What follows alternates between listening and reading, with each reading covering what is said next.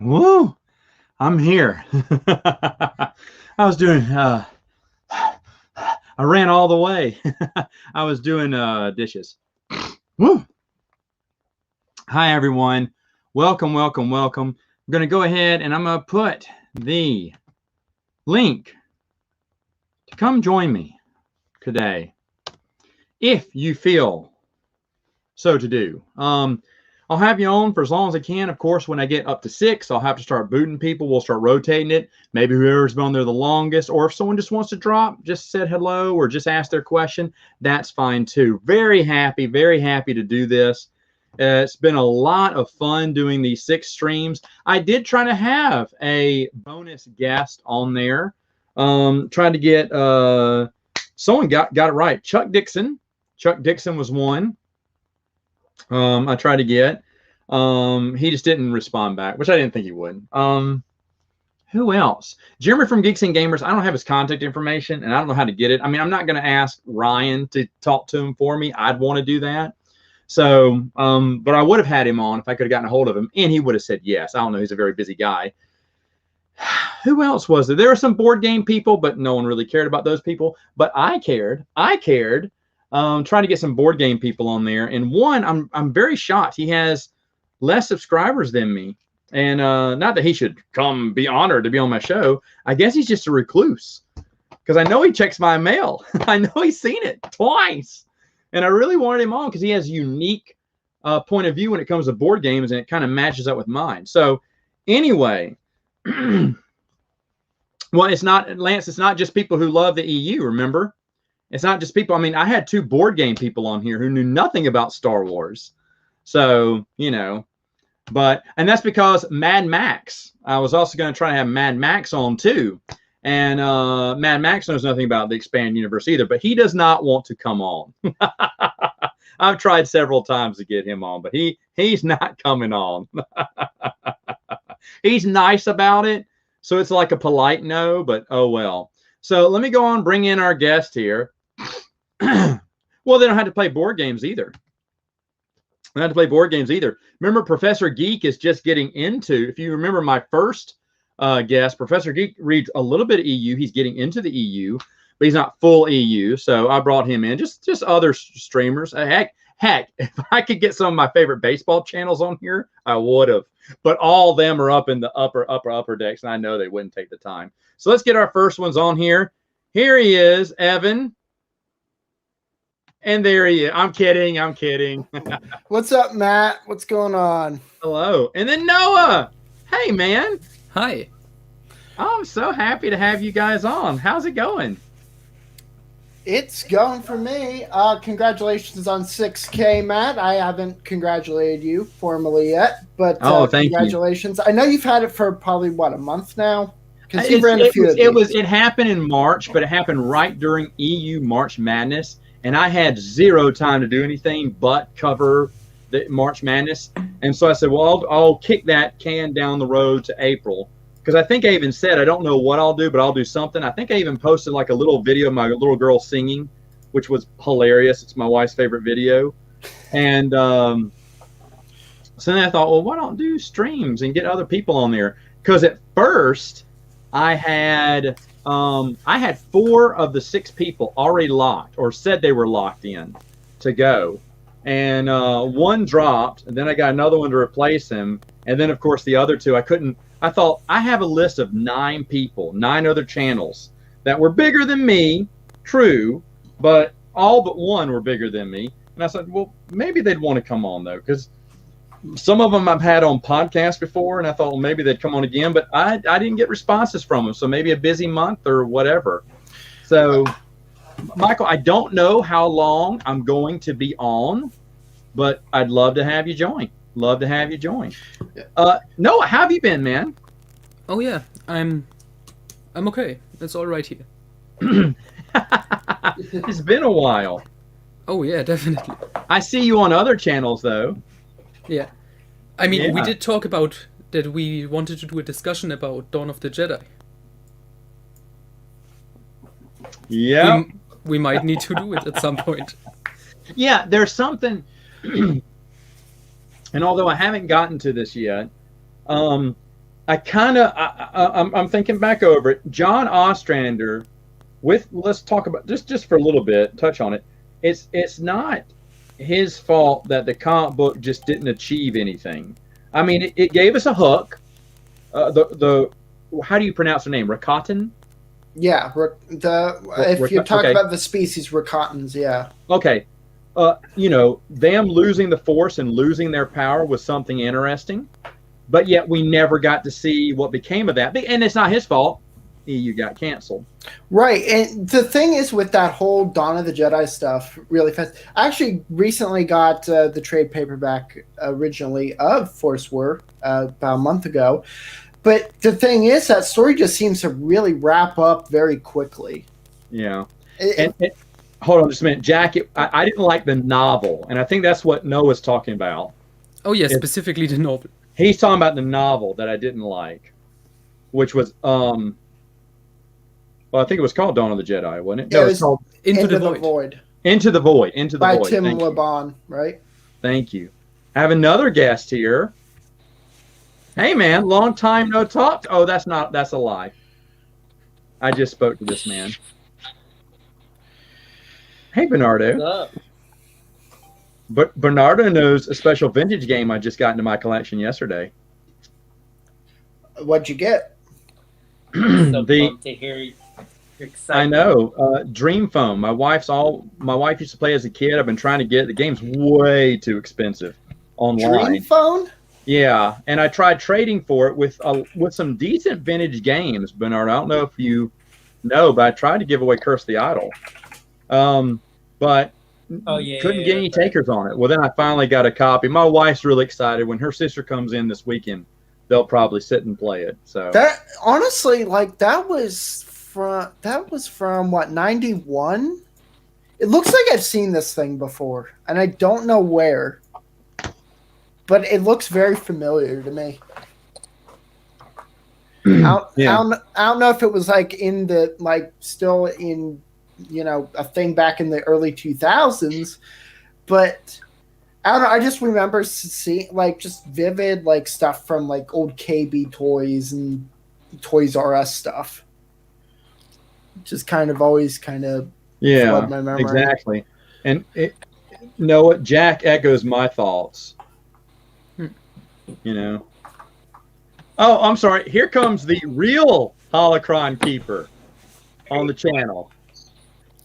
Oh, hi, Chris. Evan, I'm the real holocron keeper, Evan. Let me tell you something. You have been misrepresenting the real Evan's views for years. I hate the Clone Wars. I don't live in Ohio. You're a liar. Oh, okay. Well, guys, I've been found out. Well, it's time to hang up my jacket here and hit the old trail. Good. That's what I'm here to do. Good knowing this community. You had it right with holocron creeper, Chris. Look at him. Finally. Yeah. Finally, the truth can be told. Now, I will say this about Tabletop Island. They're getting a new set that I got to see behind this. I'm getting to see behind the scenes preview, which you're going all out for, sir. Everybody has been impressed that I've showed so far. I'm gonna go get grass on Wednesday and finish that, and then just add the trees. I can do all that stuff inside. The tricky part about doing what I did was it all had to be done outside. So I needed good weather, a good amount of space. It's been a pain. I didn't think it would take me as long as it did, but yeah, I'm excited, man. Also, sneak peek, I got Luke's copy of a book here. Oh, you mean my copy? Why would you send that to Luke? Hey, I'm having on as many as want to come on, Darth Prime. Hey, let me bounce this question off to Chris here, because I'm interested in what Chris's thoughts are. Just in general? Yeah, about Supernatural Encounters. Yeah, just my thoughts. Well, right now, Matt, I'm feeling kind of warm because it's weather's heating up. The nature of reality, it's so complicated. I guess I guess I want to reserve my comments for this final version that's going to come out one of these decades, right? And partially because of all of the people who have been, I know, working with Joe to include lots of additional things, right? So in some sense, I particularly thinking of supernatural encounters, the version that we have now, I think, is going to be so different from the version, this final sort of super duper version we're going to get, that I want to wait to sort of give a broader take on that, because I think even I'm sure Matt, you, maybe others have influenced him in some of the direction of that. I mean, I forget what I talked to Joe about. Was it the Alien Encounters, that trilogy, right? Like about connecting that to the, so there's so much there he's going to put in. We might see, we might see Willow, we might see E.T., we might see. I even told him, I said, look, Lucasfilm produced a movie in the late '80s, you might remember, called Tucker, A Man in His Dreams. I said, let's find a way of sticking that in there as well, in some sense, right? So anything Lucasfilm, I think he's finding a way to stick in. So I'm just going to sort of be mysterious and say I want to wait for that final super duper version to come out, which I think might be coming out this year finally. Yeah, you know what, Chris? Now that I'm thinking about it, that may be a good, more civilized age topic. Mm-hmm. Yeah. So thank you for that, Jack. Hey, there's someone else I'm super happy to see. This man argues with me all the time on YouTube. I'm just kidding. Scott, good to finally see you, man. Can you hear me? How's it going? Oh, there you go. Yeah, going well, dude. How about you? Now, hey, is that your collection in the background there? Hang on, I'm getting a little delay there. Can you hear me? Yeah, I'm getting a little double. Uh-oh. Do you have YouTube on as well? Yeah, shut down YouTube now that you're on the live show. I mean, I still run mine like in the Because background. this thing runs on a lag, so Right.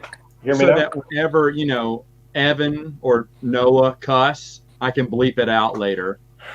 Because you know how filthy foul-mouthed Evan is. I mean, I have really no censor. Especially when you didn't have his afternoon Hawaiian punch. Or is it Capri Suns? I can't remember. It's Dr. Pepper. What do you pack in your lunchbox? Okay.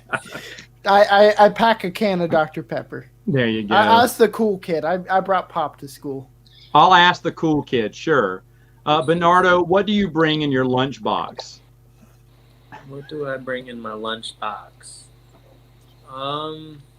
Yeah, that's a good question. Cookies. That's all I used to eat in high school. Cookies. All right, Scott, can you hear me now? Yeah, I got you now. Sorry about that. Right on. Is that your collection in the back? Yeah. I don't know if Hold on, I'm gonna blow up your screen. Yeah, I got it. It's kind of a mess now. I got it kind of in a couple different places, but is that Revenge of the Sith? Is that Revenge of the Sith in full screen? Yes. Why wouldn't you go widescreen? It's my original copy. I got that way back when. My original copy is widescreen, sir. You're getting the full. You're getting a cropped version of the movie. Out of all the things to reach out, I got both. Out of all the things you could see from there, it's that full screen Revenge of the Sith. Yeah. Yeah, I do have the widescreen episode too, though. So just to make you happy. Oh my God, that bugs me. That bugs me that you have a widescreen and then you just have full screen. Wait. The price tag's still on it. What'd you pay? Yeah, $2.99. You didn't even buy it when it came out. No, not episode 1 or 2. Hold on. I bought episode 3 new, but not 1 or 2. To be honest, I don't even know why we buy DVDs anymore. I'm getting out of the DVD business because everything is streaming now. Yeah, I mean, I used to just buy DVDs if I knew I wanted them. Now the only reason I buy DVDs if it's not streaming. Yeah. Right. Like I had to buy Crusade, the Babylon 5 spinoff, because nobody has it. I mean, I buy the DVD still, but essentially now I'm just looking for the Ewoks, enjoy the animated stuff. You should be able to find that on eBay. I mean, I do, but you mean streaming? It'll be streaming on Disney Plus. No, it's already streaming. It's already streaming. And I watched a little bit of. It's upscaled.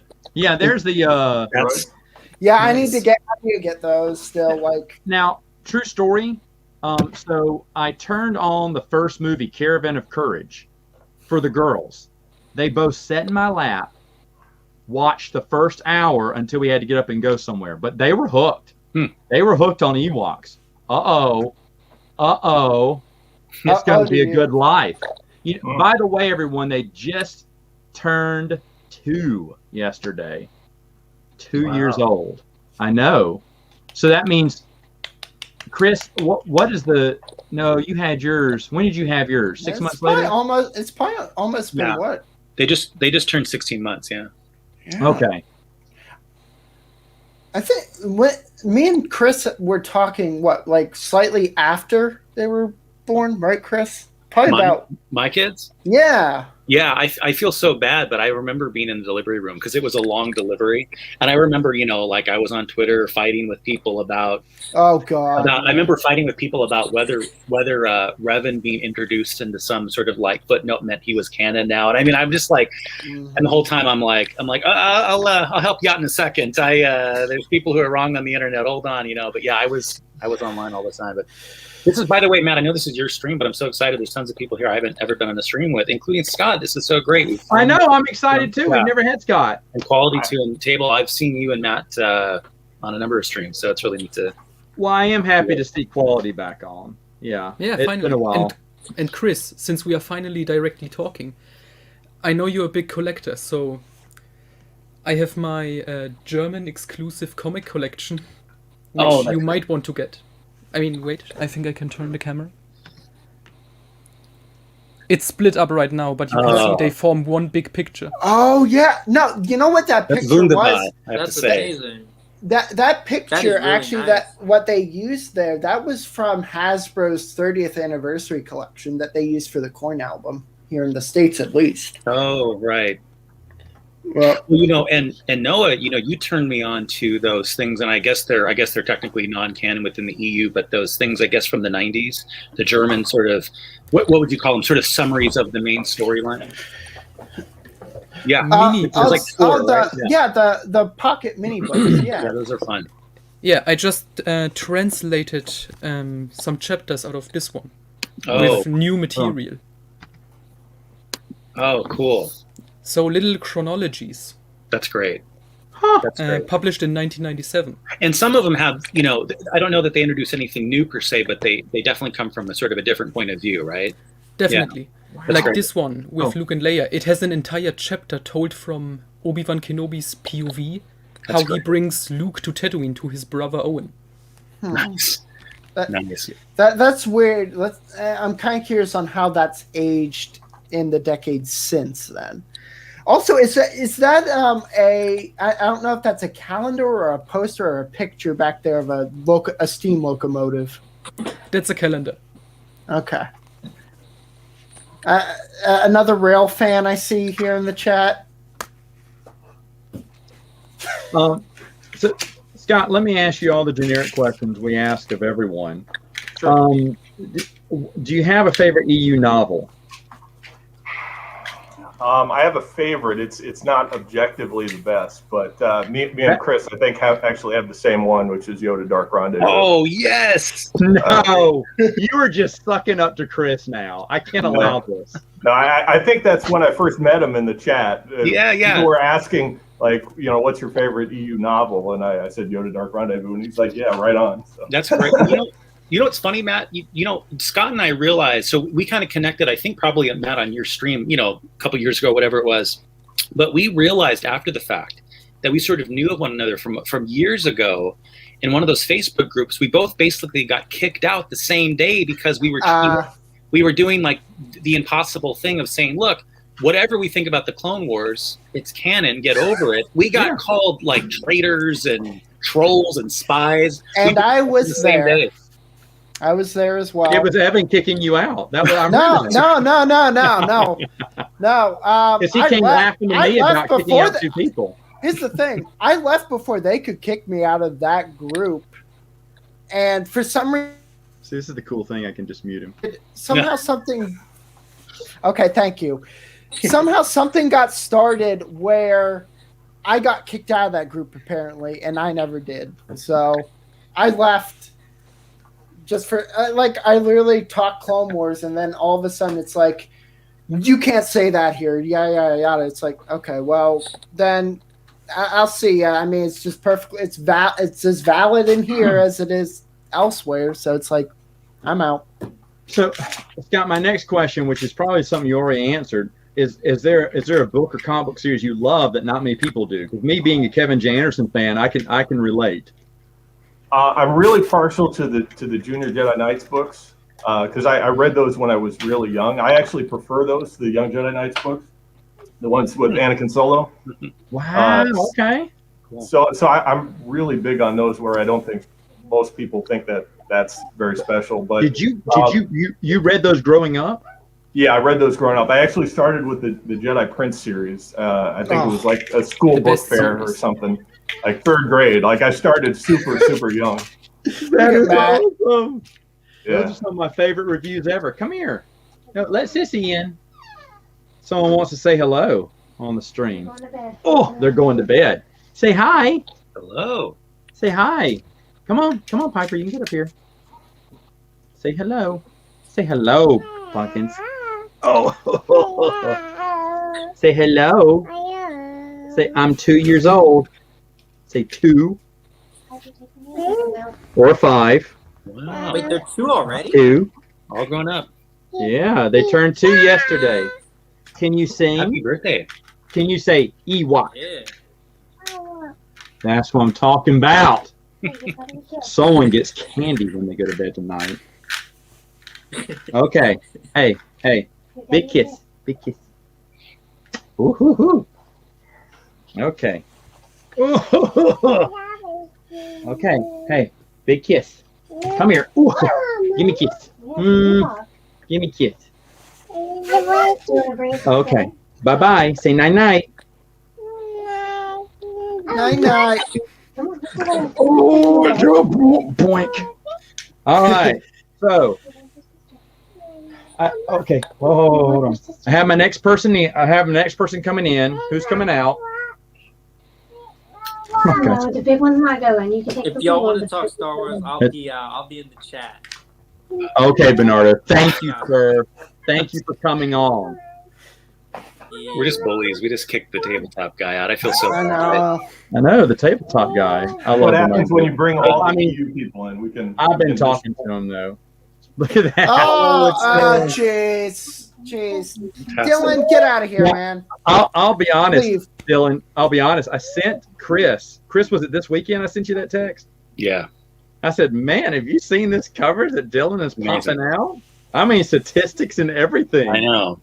Dylan's like, you should be covering Watergate. I mean, you're amazing the work you did. I mean, it's okay, great. Now you think you want to Hold on, can I videotape? Can I show them this? Hold on. Okay, you're out of the way. Look here, they got their Ewoks. They're going to bed. Oh. Night. Yeah, night. Yeah, you got your Ewoks. They each got an Ewok. We're raising them right. That's awesome. I have come up with, actually, I just added a 6th and a 7th method for counting the vote for ways that they could possibly count the votes, and it still comes out the same way. That it's the same. There's one method where Ahsoka beats Weequay for the 3rd place that I came up with, and there's another method that I came up with that Weequay is like less than 20 votes away from passing Starkiller for 2nd, but in every single one, it's still Republic Trooper is like monstrously ahead of everyone else. Right. And here's the thing, though. I talked on the Twin Sons Discord server, I think, with you about this, Dylan, about just like the thing is like just what gets me with this is that it's not the Black Series like 6-inch anymore. It's just vintage again. But it's just like they're just re-released figures again. Mm-hmm. They're not brand new molds or anything like that. And it's at this point, I'm just kind of with Hasbro. It's just like, why do they keep getting away with this? Like Starkiller's just a reused mold, and then the Republic Troopers just another reused mold. And heck, I don't know if any of you saw my video on the Shadow Trooper that I did, the Shadow Stormtrooper 6-inch, but that mold for that one of just the Stormtrooper is just really worn now. Like the figure can't even, like the joints don't even work right. But I don't know. It's just really, it's just lazy. I'm just thinking about it. A little bit. But the good news is, speaking of lazy, given Hasbro's proclivity to get the name of the figure wrong on the package, let's say we win, they would probably name him Republic Trooper on the marketing, right? So like we win either way, so. That's funny. Right. By the way, I'm gonna be super daring here and just add a little bit of intrigue. And I want to say, I can't even believe I'm doing this. I must be under the influence of death sticks. But Matt, let me just say that there's someone else in this chat who possesses a very rare piece of unpublished EU. That's all I'm going to say. That's all I'm going to say. It's very exciting. If you can feel the tingling in the force, someone else. Let's just. Not the dark side, but and that's all I'm going to say. Oh wow. My god! It's very exciting. Okay, I'm just going to Anyway, is it? It's not me, is it? You might be one of them too. That's what I'm saying. It's you mean that? Mm-hmm. You'll have to. That's all I'm going to say. You're going to have to figure out who it is. But is that fun? Is it you? What's that? I can't say. Say. Scott can't say. Scott can't say. Wow. I know. I do know what they're getting at. I will say that I know what they're getting at. Anyway, but it's I have nothing to do with it. Okay. That's interesting. By the way, one thing I noticed when I was counting up all the votes was I had to go through them and the Imperial tank driver, I'm not sure if no one just wants that figure. It's just it got so few votes. I remember there was one where it went from it got 7 new votes one day, then it got 4, and then it got 2, and then it got 1 new vote, and the next day it got 1 new vote. And I looked, it was the same guy. There was one guy. I hope for that guy's sake that Hasbro makes just one of that figure and just sends it to him because he earned it. Yeah. The one fan. Yeah, it's too bad it's not that guy that was voting in the EU tournament. Where his vote would count multiple times. Maybe then the tank driver would win. The tank driver will get released. I've got no.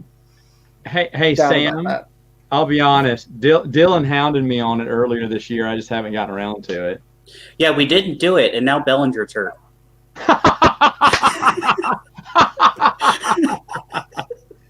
Oh man! So you would probably quit at this point anyway, even if you started. Goodness gracious, big baby. So what else?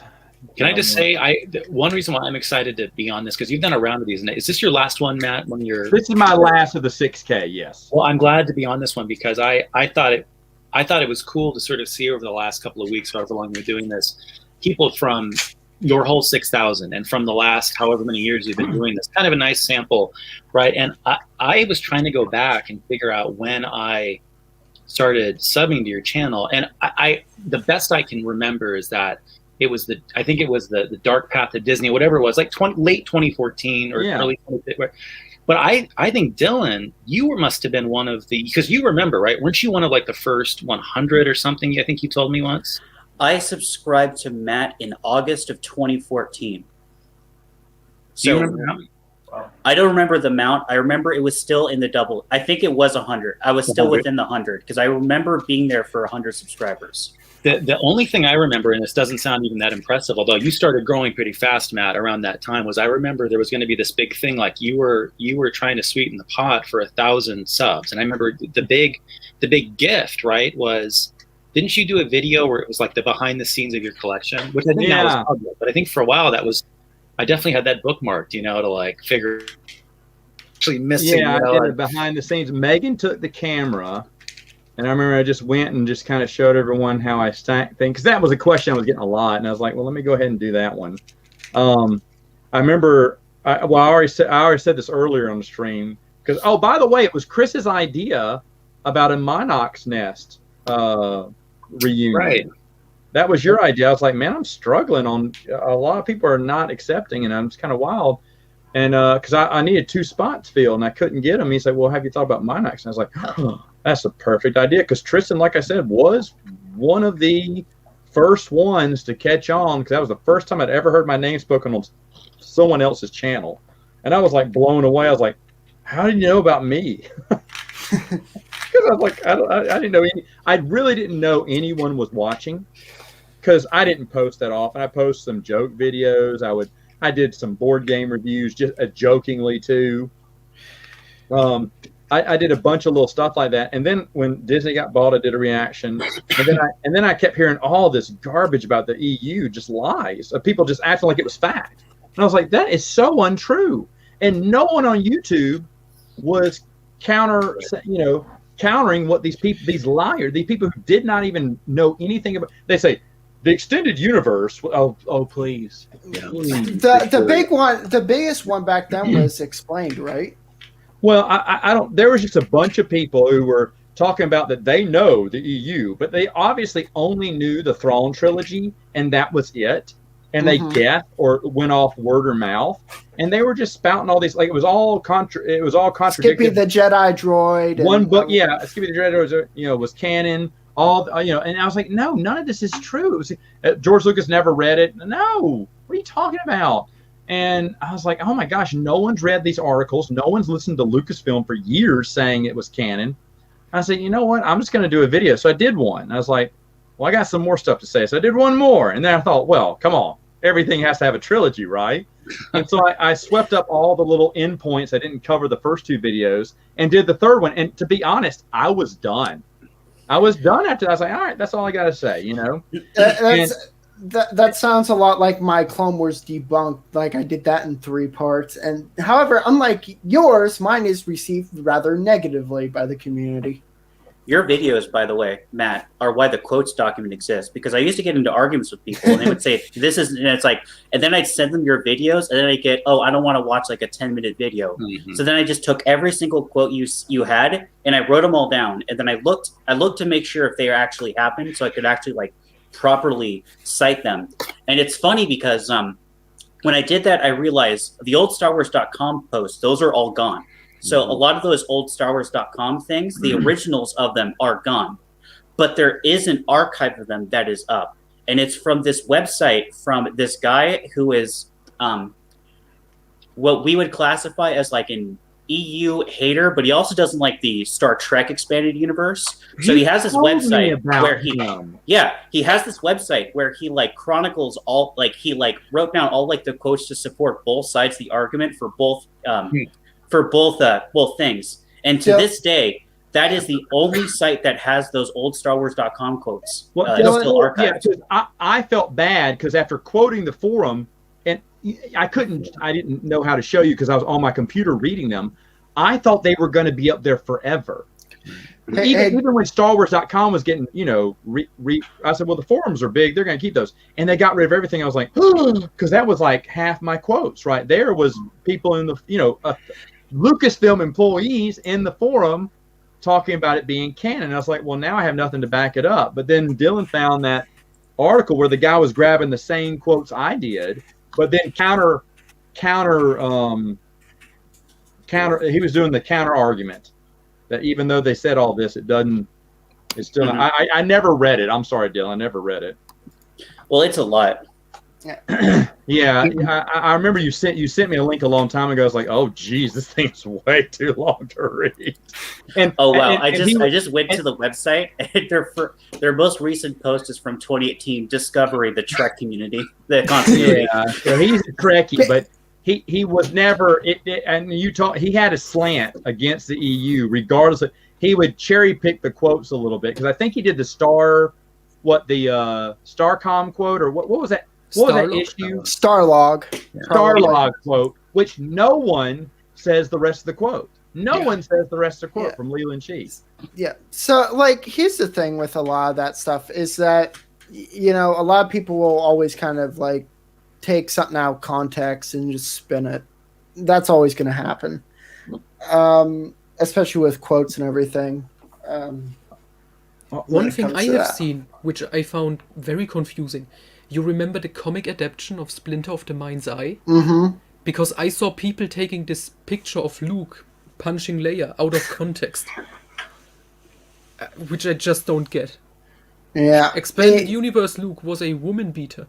Yeah, it's just a bunch of people wanting to make one, like they want to make it look worse than what it is, and that's just you're taking things out of context and you're not showing the full picture. And that's always something I pride myself on, is always look at the full picture, always kind of put what's out there, forward. Real quick, Dylan, your thoughts On? the no-hitter? I haven't seen that. Oh, okay. I don't know. I feel like you have to go all 9 innings, but I don't know. No comment. Lastly, if you don't mind, last thing I will say is, to me, it doesn't matter what George says about the expanded universe. To me, is that that was mostly controlled by licensing at that point going forward. So it doesn't matter what was canon to George so much as what was canon to Lucasfilm. Yeah. All right. What?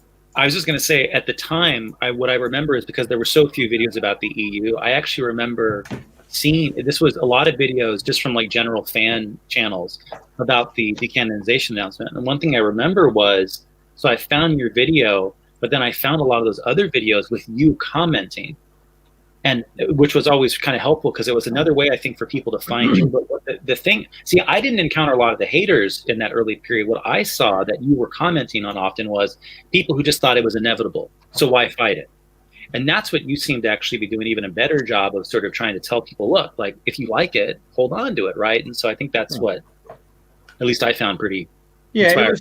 It was different than that, and that was a lot more mature, which is why what's his name from Force.net didn't bother using any of my quotes when he interviewed me. Oh yeah, because I was the sane, calm adult, or he really wanted the 16, 15-year-old who was angry and wanted to paint the EU movement in one way. But ladies and gentlemen, one of you is going. All right. One of you is coming in. First off, say what? You can boot me. That's fine. Are you sure, Scott? Yeah. Oh, Scott, stick around. I'll leave. Okay. Well, if it's between me and Chris. Okay. Chris is already gone. He probably had something to do. Yeah. He's got 2 kids as well. He should be coming on. I don't know what's there. He is. Hey. What's going on, everybody? How's it going, man? Doing good. I got to jump in here to talk about physical media. Oh. Because I love physical media, because you may like it when it's streaming, but what do you do when all of a sudden it's not streaming? True. I'm telling you. What you hey, look, there's the DVD. I mean, literally what I do is just record it from Disney Plus and then just keep it on hard drive. Oh, Scott's going to match you. He's got it too. Yeah, I have actually... Wait, what is that? I've never seen that version of the trilogy. I have the international version too. What? This is the tin one. I can't play it. It comes with the original. The tin one. The bonuses are the original theatrical versions on DVD. I got those. That is a rare set to get now, because they were put as bonus discs. But the thing is with those is that they're just Laserdisc rescans, not even, It's the original version, which has never been released officially. Besides it has the special edition.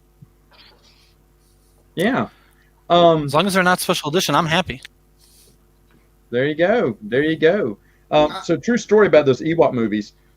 When they came out in DVD, there wasn't any fanfare when it first came out. It just came out. Yeah, that was in 2004, right? I can't remember, but sometime around then. So I bought it. I bought 2 copies, and I gave one to Bruce. So for Christmas, we exchanged presents. He had gotten me the same thing. We opened them up at the same time, looked at each other, and laughed because we both bought 2 copies, one for the other, because we thought no one knows this came out. Because back then the internet, didn't really report that kind of stuff, and it was still, internet wasn't new, but it was, still fairly new. There wasn't a place to go and look at all the upcoming DVD releases and stuff like that. So it just came out under the radar at Suncoast Video, I remember, at the mall. And we both bought 2 copies, one for us and one for each other. The thing is, back when we were buying this stuff, we didn't even think streaming would be around. Like, I just bought these way back just to have them. And who would have thought, streaming would be available? I would have just digitized everything. Because that was also early 2000s was like when you're talking about like movies and TV stuff, because that was when like the VHS was coming out of print basically. So you had everyone switching to DVD, and then not even a decade later, DVD was going out because it was being replaced with Blu-ray. So, going up collecting things at that time, you almost had to like buy you were buying things like 2-3 times just to keep up to date with the as they were re-releasing them. You were, and here's something interesting is that Revenge of the Sith was not released in VHS over here in the States. However, I think it was released, in Europe somewhere on VHS. So that's an interesting thing as well. Is that they did the first 2 prequel movies with VHS, but they never did the third here. Look at this. Howard Rothman did an interview recently where he talked about how George, for the prequels, wanted to contradict previously established canon, but George, after 5 meetings,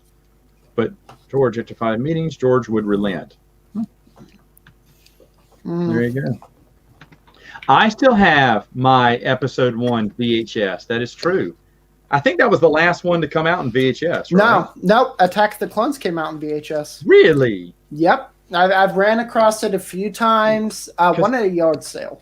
Because I got that special edition, 1995 or whatever. You know what's probably really rare? Because at the same time Blu-ray was coming out. I can beat you all. I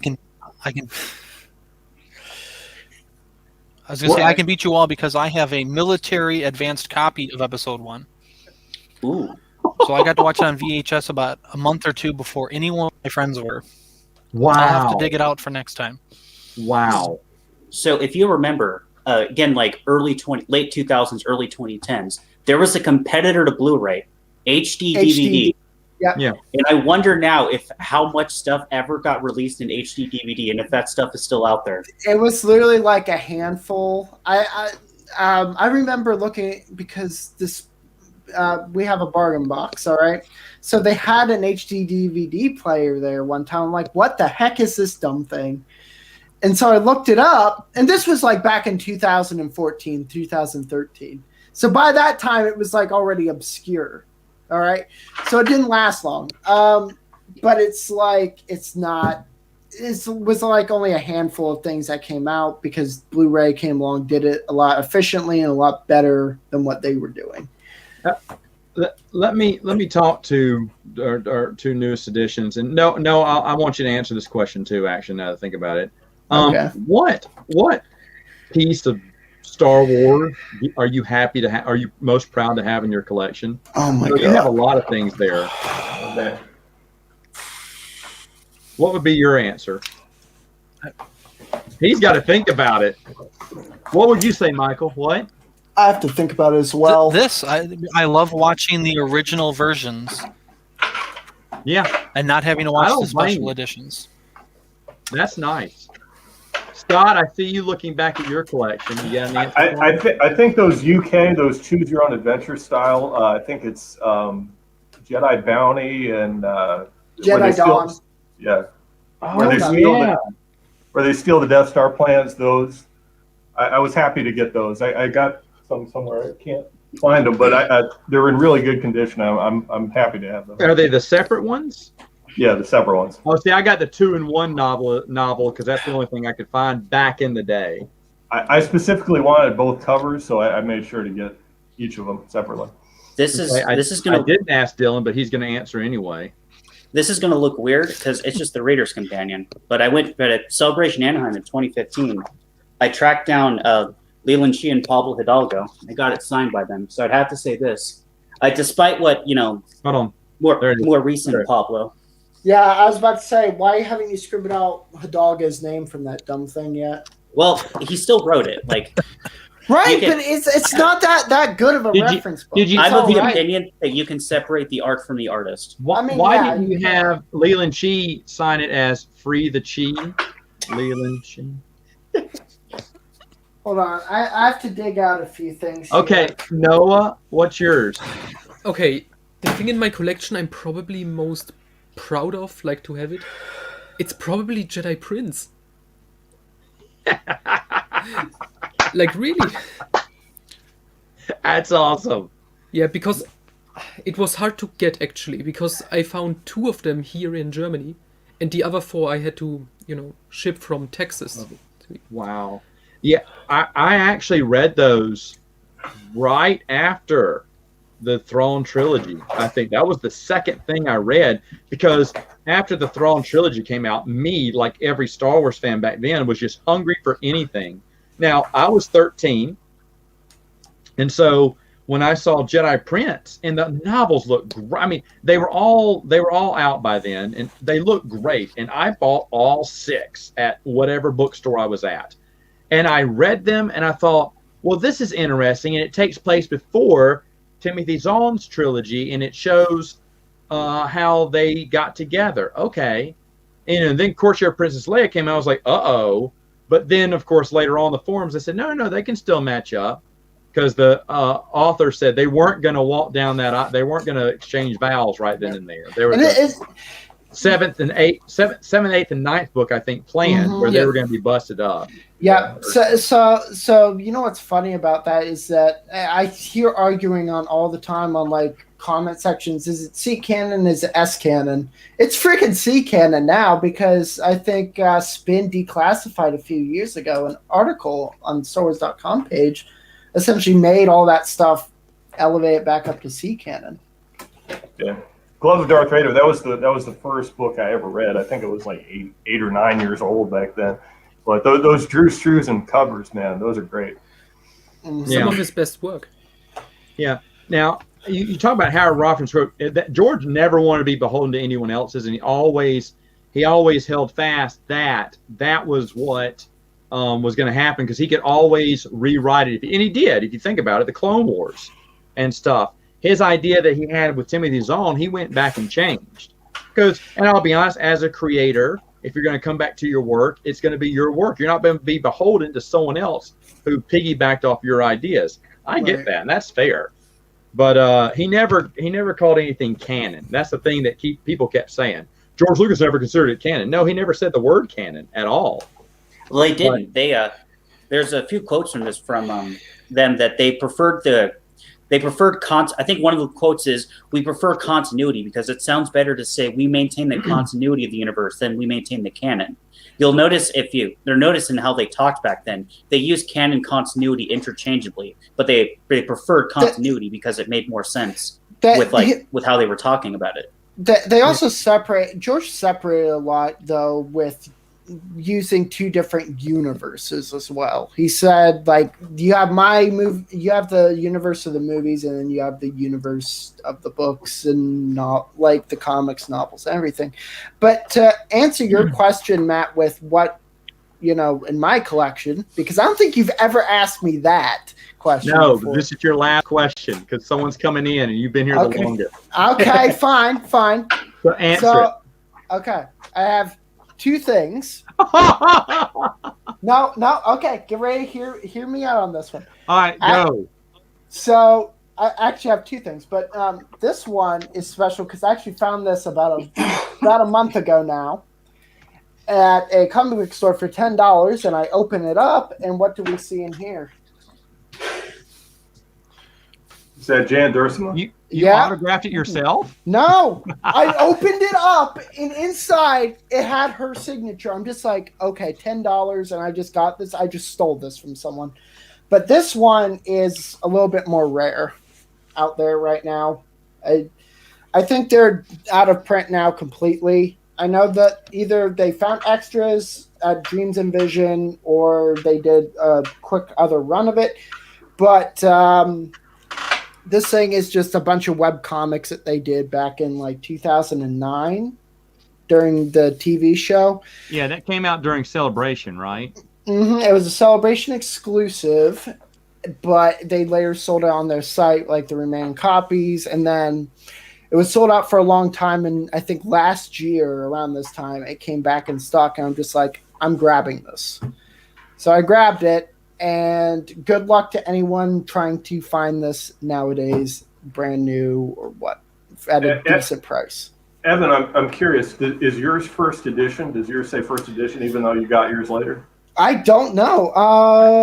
I don't believe there was a second run of those. No, I don't even think it has an ISBN because it was essentially just a one-off. They're like promotional material, so I don't think these things even have ISBNs No, it doesn't even have a barcode. Okay, because I had heard there was like 500 or 5,000 at, I think it was back in 2010 where they sold it at the convention. Yeah. So I wasn't sure when they had them up for sale like last year if they printed more or if those were just old stock. I think I'm pretty sure they're old stock because I wouldn't see them printing those again. And yeah, apparently Matt Martin did the layout and storyboards of this over like the course of a few days actually, is what he was saying. Because I asked him about like it. And here's the thing, I'm working on like a format one for the other web comics right now. So I don't know if I'll get that custom printed and put in the collection or whatnot. But those are kind of like the two most valuable things I have in my collection currently. Besides, I have Star Wars Chronicles too. That's pretty important. That's pretty important. Matt, why are we full screened on me, man? Matt is gone. Oh boy. Matt took a break. We have a break. You're the host now, Evan. You got to keep talking, Evan. All right, I'm back.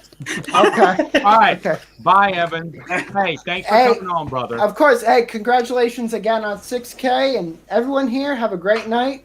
Dylan, Scott, Michael, Noah, good to meet you guys. Well, Dylan, I've met in person. And Scott, I think you're in my comment section sometimes. Yeah, I was on your stream one time. Right, dog. I'm stupid. Listen, that was months ago, and I've been stressed out lately. And bye, Evan. All right, see you guys. What a way to go out. Hello there, hey, Luke. General Kenobi. You are. What's up, guys? It's a bit late here where I'm at, about 4 a.m., so I'm not going to bother you guys for long. I believe more people are waiting. I don't know, but, how's it going? I really appreciate you coming on, man. I appreciate that. I saw your post on your community tab about 5 hours ago, so I'm like, why not join it? Since I wasn't able to do the A More Civilized Age. Yes, and we're going to correct that because this I think you are going to. I'm going to try to get you on to the next one. We're waiting for Prima Donna to text me back. That's Ryan, and oh yeah, it was David. And when he texts me back, I'll get with you and see. But we already have a topic. I can't remember who gave me the idea for the topic, but it was a good idea. So I'll email you later. Are you guys actually going to talk about the topic this time? Hey, that was right. So, Luke, you weren't there for the last one. So we get ready to do what I thought was going to be a genuine, interesting topic. Ryan gets on and goes, wah, wah, wah, I'm RK Outpost. And I'm like, okay, I don't know what this means. And he's like, wah, wah, wah, why can't we talk about what I want to talk about? And I was like, okay, fine, we will. And so they just changed it last minute. And the thing is, Chris, later, like the next day, he loved the topic so much that he did a video and talked a little bit about the time. I was like, no, that's good stuff. I wanted that on More Civilized Age. But Ryan didn't want to do it. Ryan wanted to do what he wanted to do. Well, he had a point, though. Say what? Luke? Of course he did. He's always like that, basically. I'm telling you. But he had a point because he's like, wait, Matt, come on. New EU news comes out and you don't want to talk about it. I was like, well, I mean, we can, but I had this planned. So it's fine. It was a fine conversation. Yes, Alex, you can join the stream. Yes. Did you not? Hell, hold on. Here we go. Keep posting the link in there. Luke, how have you been, sir? Well, honestly, I could be better. My grandpa's having some trouble, and we think it's lung cancer. He's 81 now, so we're just going to try and delay it as much as we can. But, Right. you know, he's constantly insisting on not taking care of himself, so there's nothing much I can do. I don't know. Old people, you know. It's Well, simply... if he's that old, then he's part of that. He's part of that world that my grandfather was a part of, like the tough guy. Basically, routine. Yeah. Like my grandfather was like that. He was he didn't have glaucoma, but something like that. He had one of the world's first surgeries that helped fix poor eyesight or something like that. Mhm. And he was supposed to be blind by whatever age. Well, then he was, strong as an ox, and he said, "Okay, now, Mr. Wilkins," they said, "you got to take it easy. Take it easy. You can't," because he was doing woodwork. They said, "No more woodwork. That's done. Your retirement plans are done. You got to just take it easy." Well, my papa never took it easy, so he's out there doing yard work all day long, in the sun. Then his eyes start getting bad again. They say, "Hey, you're putting too much strain on your body. No more outside work." Well, that hurt him bad. That cut it because man can't mow his own lawn. He's not a man. That kind of person. The thing is, my grandpa and grandma have been working for 60 years on the same field, and you simply can't get it out of their system, Yeah. And that's basically what got him at first, but now he has some problems like that. And the biggest problem of it all is COVID. There is no other sickness on Earth except for COVID. They're ignoring everything else. They're not treating people at all about anything, just COVID. And I think it's done on purpose, honestly. I'll be honest. I did have someone, I do know someone who died, not of COVID, but she knew if she went because she had a bad spell, she went to the hospital, she needed help. She would not have a doctor see her for 2 days, 48 hours until her COVID test came back. So she had to be there in a hospital. No one wants to spend the night no one wants to be in a hospital, period. Okay? No one says, "Hey, you know what would be fun? Let's go to the hospital today." But because they had to run the COVID test, no one could touch her until then. And then when she had another bad spell, she begged her husband, "Don't take me." And then she passed away. But she would have rather passed away than gone through all that again. And I felt terrible for her. Because they don't want to, I mean, it's just one of those things. It's crazy how the world's kind of messed up. But I mean, hey, what are the new? I was talking to the president of an insurance company. And he said that not only but in 2020, cancer went down, heart disease went down. No, it didn't. He said they're not testing. No one's going to the hospitals anymore because they don't want to deal with it. I had another guy who refused to go to the hospital and until he had a huge pain in his shoulder. He said, "I'm just going to go." And so he went, but he said he held off forever. And he went, found out clogged arteries from up to down. He would have died any day. Because they said they did one test. They said, "You're going to surgery now, not tomorrow, not this evening. We got to get you now. You were in bad shape." And then I know another one who had the same problem. He did not go to the doctor, and sadly, he's not with us. Shit. But he didn't want to go through that because he didn't want to go. And I was like, people are now refusing to go to the hospital now. Well, honestly, when you look at it, now is the worst time in, 50 years, 100 years to need something from the doctors, basically. It's the worst possible time ever because, first of all, you won't get treated most of the time. And, for example, my girlfriend's uncle died because of diabetes. Because they didn't treat it, they simply said it was COVID and put him on the respirator, and he died. He suffocated because they didn't treat him. And the respirator, if your lungs are functioning normally, it's going to suffocate you unless you really can't breathe. I mean, I finished medical school, so it's basic knowledge regarding that. And for some reason, they're ignoring it on purpose. And after he died, some people from the COVID hospitals came to the house and offered 800 euros for them to sign that he died from COVID. Oh my goodness. Yeah, that's what they do. Goodness. That's insane. That's insane. They didn't accept it. They didn't accept it because someone's life and the truth is not worth 800 euros. There you go. Good. Well, I'm sorry to hear about your grandfather, man. I do hope, things go better and, pass for him. But I know what it's like. My grandfather was like the same way. He started being the inside man afterwards, and then he worked so hard he had to stop working on the inside. Like he did all the housework. He let my grandmother sit back because he was going to clean the house. He was because he had to do something. Just like your grandparents. Hey, all of our grandparents, right? They probably were hard workers to the very end. They're from that old school of just, that mentality. My grandfather never wanted to be dependent. Never wanted to be dependent upon someone. He wanted to be, it's okay. He'd help you out, but he didn't want to be dependent on someone else. That was his biggest fear. Shoot, I wouldn't want that either, but But anyway, I have another one on. I'm gonna go. It's late for me anyway. I'll go. It's okay because it's 4:30 a.m. So. Okay. No, hey, it's for me too, but I'll go. Oh my goodness! Everyone's Dylan, you stay. Thank you. Hey, Luke, I'll be in touch with you soon, though, brother. No problem, and we can live stream more often from now on, as far as I'm concerned. I'll call all of you guys. I'd love it. I'd love it. Hey, tell Todd hello too for me. Okay, I will. See you guys. All right, brother. Bye. Bye. All right, let's see who else we have. Hello. Hey, and there you go. I'm kidding, Alex. I'm kidding.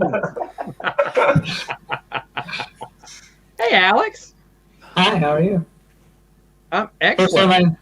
First time to see you face to face. So that's cool. I'm telling you, that's right. That's right. I don't think I've ever. I've seen your videos and you've seen mine, but we've never seen each other live. Yeah, and then I just got roasted by an RKO post when I tried to say that Batman doesn't kill people. So that was fun. It begins. Let me ask, and I don't think, Michael, I've asked you this. So if so, just give me that same answer again. Was there a Star Wars story from the EU that you liked that other people don't?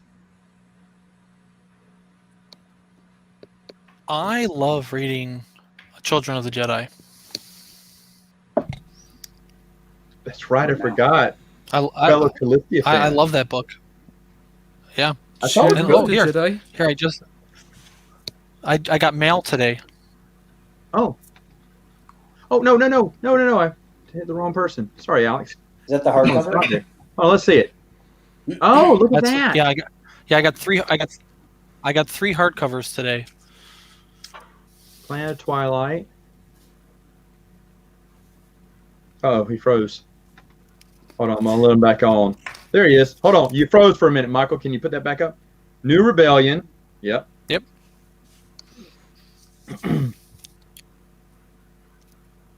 Oh.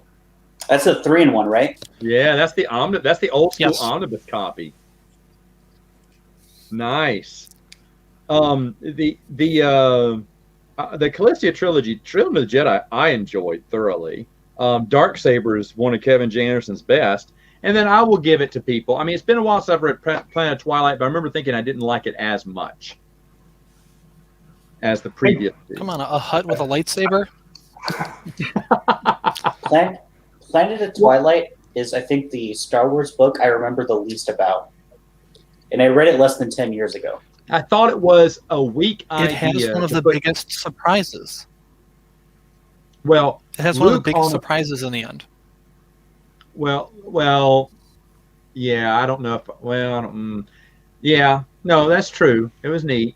But the one I didn't like, they had the Luke problem is what I called.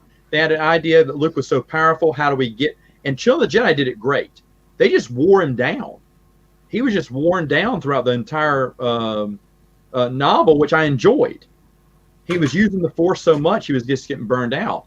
But in this one, they put him on a planet where if he uses the Force too much, a storm will come down and kill people. I was thinking, I'm not really. I think that's just a cheap out, and it's kind of weird because Barbara Hamley. I know she didn't want to do the same thing twice, but that Luke problem there that they had, which wasn't really that big of a problem because they came up with creative ways to challenge Luke, which I thought was interesting. Alex, have you read those books? Yes, I read those. Yeah, I enjoyed Children of the Jedi and Darksaber. I don't remember as much Planet Twilight. It's been a while, but I remember not liking that one as much. My favorite thing about it was that it got referenced in Fate of the Jedi, not the actual book itself. But yeah, I really like Children of the Jedi. Am I the outsider here? The only one who doesn't like Children of the Jedi? Oh, I also don't like Children of the Jedi. Okay, thank you, Dylan. I'd say that Children of the Jedi is average. Darksaber is actually one of the quickest books I've ever read. I think I flew through that in one day. Like, I just couldn't get through it fast enough. I mean, Admiral Dalla, she's gassing the Imperials there. I just love Darksaber. Darksaber's great, man. Yeah. That's great. Yeah. Scott, did you make... Oh, go ahead. The other two, not so much. I don't know. I don't remember them that much. Did you make comments on my Matt chat today? I did, yeah. You did? Okay. Yeah, I had an interesting topic. So I appreciate your thoughts. I was going to respond back to them, but my girls were playing in the playground. They needed to show Daddy how they could slide. Oh, that's cool. It's kind of similar to like how those Hungarian books, don't have a license, but they had something in the new canon actually come out that was going to be released in China, I think only, and there's no scheduled U.S. release. So kind of a similar situation that they got going on there. That was interesting. All right, Alex, same question I asked Michael. Is there a book or comic book that you like that a lot of people don't? I hear people say they don't care for the Corellian trilogy, and I thought the Corellian trilogy was really good. I really liked Thraken as a bad guy. I thought that was actually really good, and I really enjoyed it. So, and Black Fleet Crisis, especially. I really, really, really love Black Fleet Crisis, and I don't understand the hate. So my brother agrees. My brother loved Corellian trilogy when he came out. He thought the whole thing was done excellently. He used to read the Expanded Universe. Actually, he was ahead of me in the books, and I was jealous over that because I was like, this is my thing. And then he took over and started reading it. And I remember he moved to college when Iron Fist came out. And I think that's the last thing he read. And he just stopped. And he thought about getting back in, but then he realized it was way too many books had happened over those 4 years. So he just gave up reading it. The good thing with the Bantam era is you could kind of skip certain trilogies. Like, you didn't need to read them in chronological order. You could just kind of read what you wanted. True. I think it wasn't until the New Jedi Order, I think, that you needed to read them. The only way they connected was like, hey, remember when this happened? That's really what the books would do as connection. It's like, well, we had a hard time with Thrawn, wah, wah, wah, wah, well, like the first 2 or 3 chapters. Or with our last brush with Dalla, and that was it, just a one-off name. By the way, they didn't even spoil the ending. Like, they'd mentioned something about Dalla, but you don't even know if Dalla got away or not. You were kind of in the dark about that, and turns out later she showed up. So I would say there are some cases, like, for example, I wouldn't recommend you read Darksaber unless you had read Jedi Academy trilogy, because Dalla is a huge part of that, and if you don't know who Dalla is, like, that whole subplot, you're just going to be like a little bit confused by. I think it's going to be very obvious that you're missing something there if you haven't read that. Well, I think so too. But again, like I said, it's just me. You can start anywhere. But that's in the Bantam era more of like the exception, I would think. Yeah, Neo, thanks for that. That's funny. One of my favorite stories was someone was in Detroit, Michigan for a Comic-Con, and they were he said he was in line, and they were talking about Star Wars Expanded Universe. And he said, other than that, they said they were talking about the newest video idea, the newest review. And they said, did you see its on this? And then they started talking about the book and everything. And then he said, man, he said, you're being talked about at the Comic-Con. I wanted to speak up and go, because that was back when I was doing the Skype after parties. He said, I talked to him on Skype. I said, I don't think they'd care. But I thought that was really funny. Someone was talking about, did you hear the new video that Matt came out with? I was like, oh, look at that. That's nice. Hey, Teresa, if you're still here, if you want to be on, come join. I'm posting the link over and over again. I think Teresa and I are supposed to be on a Babylon 5 stream next week, which is really fun. I finished watching Babylon 5. She's plowing through it as well, and we're going to talk about season 2 on the open airlock policy, Tim's channel, which has been fun. Has anyone here seen Babylon 5? Alex is the only one who raised his hand. That's okay. It ain't Star Wars. Wait, hold on. What's this? Darksaber? I did not enjoy, probably for that reason. Wow. Yeah, I think that was in reference to he hadn't read the Jedi Academy trilogy, so he came into Darksaber not knowing who Dala and all the others were. I think that's what he said. True. I think you at least have to read. Well, yeah, I guess so. At least with the authors, I think you should read their stuff in chronological order if you're going to. But doesn't Children of Jedi and Darksaber connect too? Yeah. So you probably have to read that one first, and then Dala, I don't know. But yeah, some of those, of course, you need to. But that's the unofficial Callistia trilogy, which is kind of wild that they did it that way. I wonder how that contract worked out. How Barbara Hamley wrote the beginning and the end, and Kevin Janderson said, "I'll move in with the middle and tie in something else." I don't think it was supposed to be a trilogy. No, wasn't the plan for Callista to just show up in every other book? Yeah, go ahead. She was supposed to be like a continuing character, and it was kind of like a sequential event. It wasn't meant to be a trilogy the way like the Corellian trilogy or the Jedi Academy trilogy was supposed to be. Nerdhouse, same for me. Have to go to work now. Yeah, but it was great, this stream. Yeah. Matt, good job. 6,000 subs. Yeah. No, are you going to go? Yeah, I have to. Okay. But before I do, Dylan, you talk about to the other guys about Memories of Mortis. Oh yeah, Memories of Mortis. Yeah. This little exclusive thing. But okay. Yeah, it was hey, nice Noah, being thanks here. for coming on, brother. See you. See ya. What is Memories of Mortis, Dylan? It's something he found. It's like a was it like Barbara Hambley? I think like Barbara Hambley wrote like a thing, Memories of Mortis, that only came out in Germany or something. What? I don't know. It was like really late when he was talking about this, like weird things like from like the German publishers he found. Is it a short story? Let me figure it out. By Barbara Hambley? Dylan? Yeah. What good are you? This is new, never before seen EU. By the way, Dylan's also one of the admins for theexpanduniverse.com, so he's very important. I wouldn't say important. I would. I've enjoyed your coverage of the action figure thing. He's the vote auditor.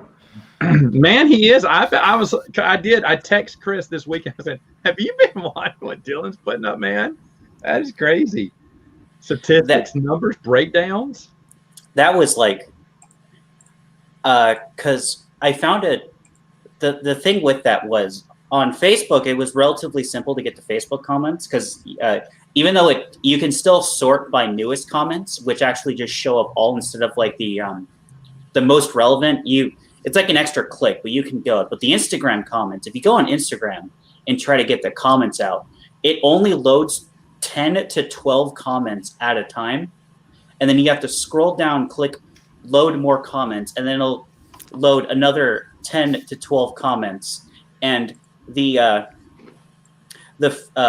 day 2, because I started doing this about the second day of the poll, there were approximately There were almost 2,700 comments on the Instagram. Second day of the poll. What? Dylan, you got to stop. We've got to get back to this. What on earth do you know? You got to tell us everything. Okay. I love this, Chris. Thank you. I don't care how late it is in Germany. Get him back. We need bring Noah back.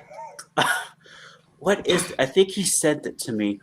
Did he say? Was it memories of Mortis? The question is, why haven't you told me about it?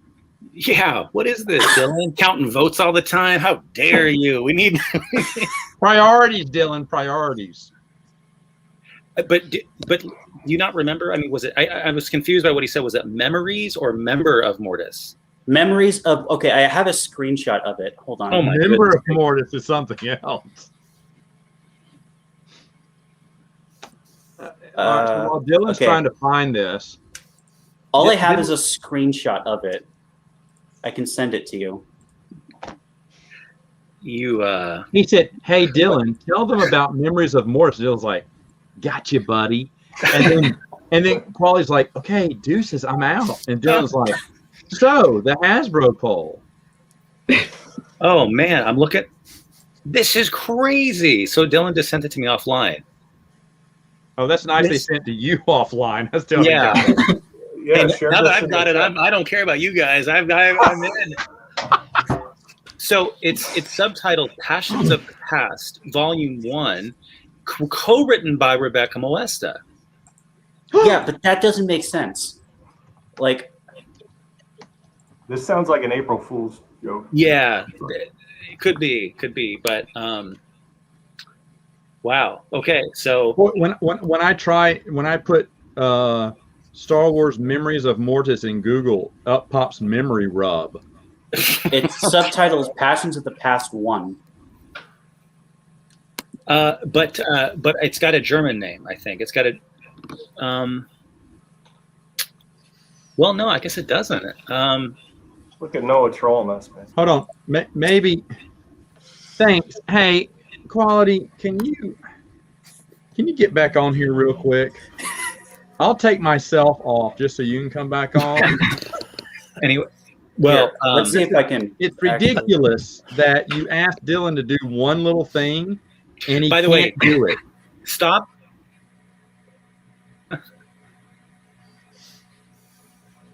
I got to say, someone needs to get in touch with Joe immediately. Stop the presses. I think we're going to need another month on Supernatural Encounters. You know, we have to work this in somehow. So, all right. I have the screen share up of the thing that he sent me. All right, here we go. This is all the information I have. Look at that. It's got an ISBN. Let's look that up. Write that down. What is that? Yeah, write it down. I am flying to Germany tonight. And I'm going to track this thing down. I will go door to door. Yeah, pick up a couple copies, Chris. Yeah, no problem. Like, how did they get Barbara Hambly and Rebecca Molesta to come back in 2010? That's what I'm thinking. Those are ghost names. Someone else may have written it, and they just picked out two of their favorite authors. Or okay, so authors. that ISBN yields Dracula. Okay. So yeah, there's something fishy about this. Oh, we're getting punked. I knew it. I knew it. That German sense of humor. Oh, so dry. Oh, okay. Quality. Did you get us? Was it? Are you laughing in your little German bed? It's me. It is April. They don't like me. April 2010. Okay. Interesting. Passions of the past. I'm going to ask Barbara Hambly. I'll do that. I'll let you guys know. Let's see. Yeah.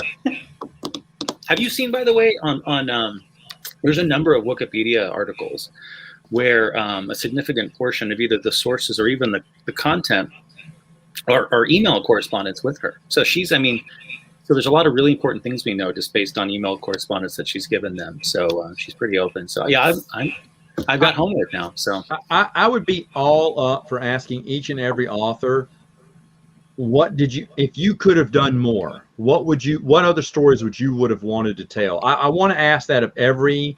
I got to ask that of Troy Denning of what was coming up, what he had planned. That was the best thing ever. And maybe that's something. I mean, of course, I want the authors on here to talk to them about everything, but I'd always. And it's funny because Daniel was at DragonCon when I asked this question of Kevin J. Anderson. Kevin J. Anderson totally misunderstood the question. He went, "Well, we're not allowed to write whatever we want. We need Lucasfilm's permission first." I was like, "I know that. I'm asking if you I know you guys have other ideas. What other ideas were out there?" But he was thinking differently because I asked him. I said, "Did you ever consider or pitching more tales?" Because I was like, tales of the prequels. Tales of the not pod race. I couldn't remember what the tales were, but I said tales of different things that happened in different scenarios in the trilogy. Tales of the Opera from 3. Tales of the little nightclub that Anakin and Obi-Wan go into, chase Zam Wesleyan. And he goes, "Well, we can't just make up Star Wars stories. Lucasfilm has to give us they give us the contract." And I said, "That's not what I'm asking." Yeah. And then I got brushed off to the next question. Oh, that's too bad. Took it too seriously. Yeah. I remember that though. I think it was at DragonCon because it was Kevin J. Anderson and Rebecca Molesta was there too. I think it was shortly after the buyout, and they asked them both like a series of questions. Most of them were about like the new canon, so whatever. But they said they would write anything if asked. Yeah, and he misunderstood my question when I asked it, and I was like, "No, dude, I'm not. I know you can't write it on your own. I'm asking what other idea." Troy Denning didn't misunderstand the question. He asked me right away, and there was someone who. It was funny because I was in line to see Troy Denning. Someone was behind me. He didn't want to talk to Troy Denning. He wanted to talk to me. He watched my YouTube channel. That's funny. And I was like, "Oh, okay, thanks." I said, "You weren't here to see Troy Denning?" He was like, "Oh, I mean, no, he's cool. I'll talk to him later, but I just want to talk to you." I was like, "Okay." I said, "Did you hear what he was telling me?" He's like, "Yeah, that was really awesome." I was like, "Good, because I need a witness. Some people don't think I'm making it up." But hey, Rob D asked. Sorry, Rob. No, yeah, I was going to address that. It's custom. Someone did it, and it was up. Though? Say what? Can I just add onto that? Yeah. Sorry, I cut you off. Yeah, there's no such thing as a legit copy of that, but there is. But Rob D, if you want to write to contact@theexpandeduniverse.com, write to the website email address. I can send you back all of the files you'll need to make your own. So I have all of that stuff. I've got the covers, I've got the text. So I have the thing that became the version that everyone has. So just write to that if you want it. Do it yourself cover there, brother.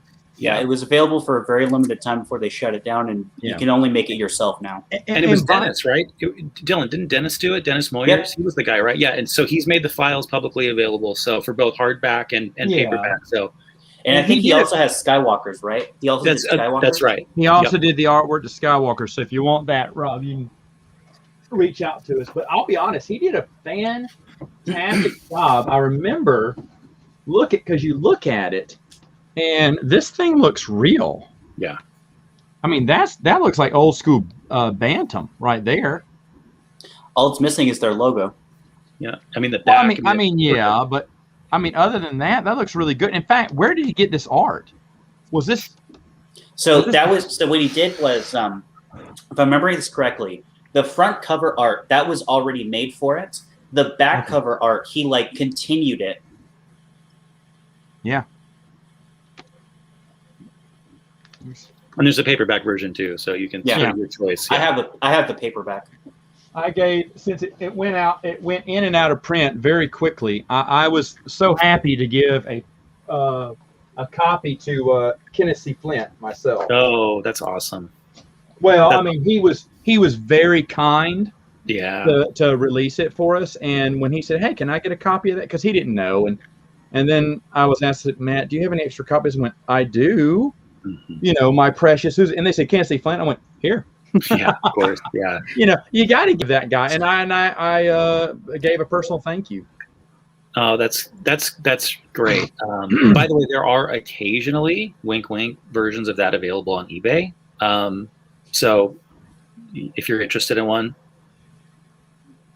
Anyway, that just giving away all the secrets today. Open up the bar today, folks. You can print it out yourself, though. Although don't leave it up there on Lulu because they will shut everything down with Star Wars. Oh, me and Lulu, we're not getting along these days. I got permanently banned. they shut down the Adventure Journal fan group. I don't know if you know that, Matt, that I was telling you about last time. That, they shut down everyone. They shut down me for this, for these books. Oh yeah, you're the Tales of the Galaxy. They shut me down because of those. These were the hold on. These are the Matt Wilkins exclusive either fan fiction or hard to find short stories that were online, not in print. And so I would just make an occasional book. And I thought the third one would be the last one, but as always, I found tons more stories to tell or to talk about. And so I had a fourth volume ready to go, put it in, and they took everything down. They banned me for life or whatnot. And I still need to get 4 printed.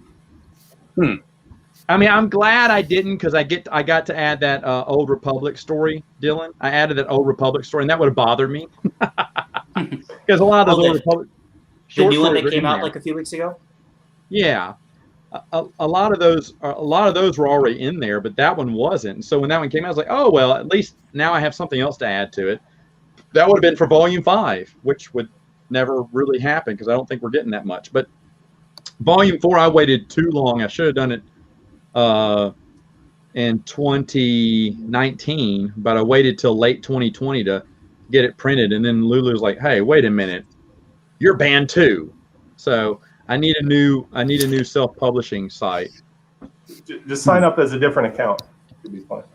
Yeah, I don't think they're gonna. I don't know, but another pro tip I have heard is if you take the Star Wars logo off of it, you have much better luck. I know, and it was the cover that got me. I know it was the cover that got me because it just says it's just the titles were always Tells the Galaxy, but it was the title that got me because I can't help it. And I want to put that title, I want to get cover in there. But I mean, I used to go to Kinko's. I think that's how because I screwed up the first ever cover I made, and because it just didn't format right, I guess. And so I had to go to Kinko's, and my buddy was working there, and he let me get away with it. But then the second time I tried to do it, it was a no-go. Kinko's was not about to print something. They ain't on the right. I had a hard enough time getting, I can't remember what printed back in the day from them. But I was like, guys, this stuff has been out of print for, I use the clause that Star Wars Trilogy used to do. If it hasn't been back in print for X amount of years. I can't remember what that clause is. Does everyone know what I'm talking about? The guy, I can't remember his name. His name was Steve. He owned a website. He's the one that got me the Star Wars monthly poster number 16 short story. He reposted it on his site. I can't remember his channel now. I mean, his website. I don't know who you're talking about. But I used to get like hard to find old magazine copies from him. Goodness gracious, but I got the Star Wars monthly number 16 short story from him. He reposted it.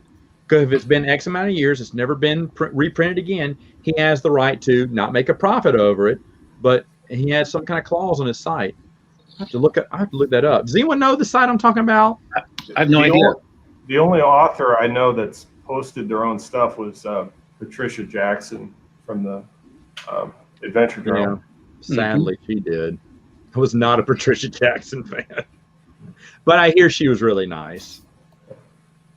Let me see, what was it called? I'll have to look this up.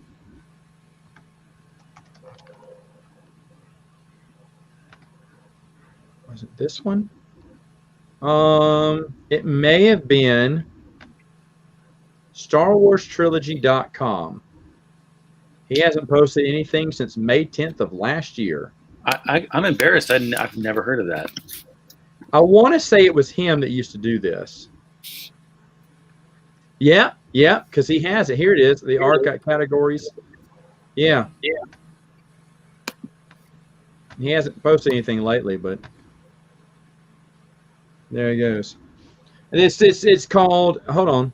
Yeah, hold on. I can post it. Hold on. The Star Wars trilogy. Yeah. There it is. He was a really nice guy. It's been a while since I've checked his site. Now, Rob D, if they had decided to reprint hardcovers of the X-Wing books, I'm almost certain the Federal Reserve would have shut Del Rey down for creating a license to print money.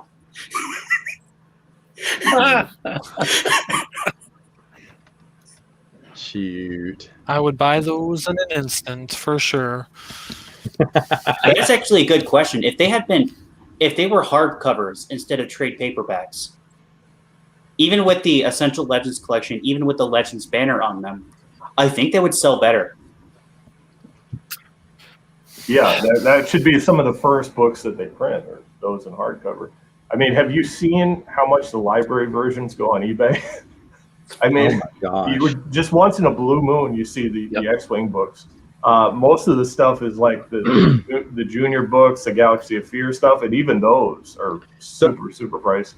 Scott, the one thing I do regret was Michael Stackpole's library-bound hardback books were going for sale, and they were $25 each, meaning the whole set was $100. And I remember this is back in the day, and I was like, no way am I paying $100 to have it on hardback, because we were all holding out hope that the Science Fiction Book Club would do it. Yeah, those are priceless now. Like, you can't even find, it would take you 12 months to even find an opportunity to buy it. If you could find one for $100, that would be a deal. But I remember thinking, I said, that's $25 a hardback. I'm not doing that. It's library bound. Dumb. Well, the library, for some of those are the only hardcovers that exist. Yeah. You know what? And I wouldn't have never known that if someone hadn't put it up on eBay. But, you know, back in the day, the library would do those little fire sales. They just let go some of their old books. And my brother used to pick up stuff like that and hardback that he couldn't get back in the day. I don't think libraries do that anymore, right?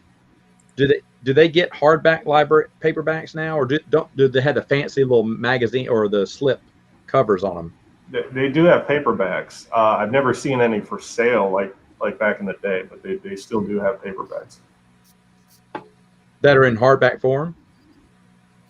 I don't know in hardback form. I don't think they do that anymore. Like the turtleback, I think they just put this like laminate around the paper. Yeah, I think that's what they do now. Yeah, it's sad. It's sad. There's a company, or at least there was a company, that had an official license to, they call it turtlebacking. That's like the industry, to like turtleback some Star Wars comics. So it's interesting. So I still come across those sometimes in secondhand shops. Like, I mean, weird ones too, like the Infinities comics, like the trade paperbacks got officially, not even like by a public, not even by like your local library that then puts it on like eBay, like officially turtlebacked. Like, isn't that bizarre, the Infinities comics? And there's a couple things like that. Yeah, they're in single issues, right? Yep.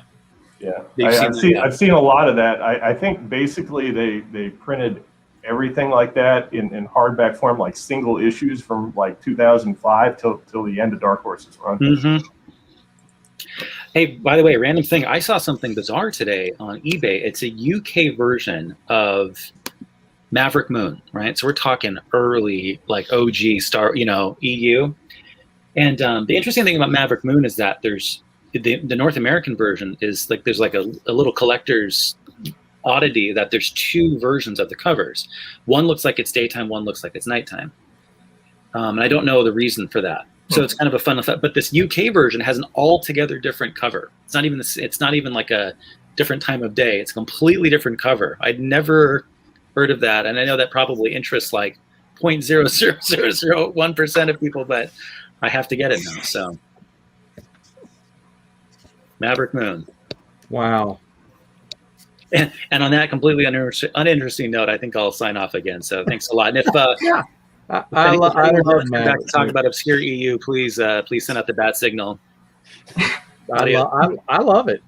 I love it. Thanks, Chris, for coming back on. Maverick Moon was something that was at my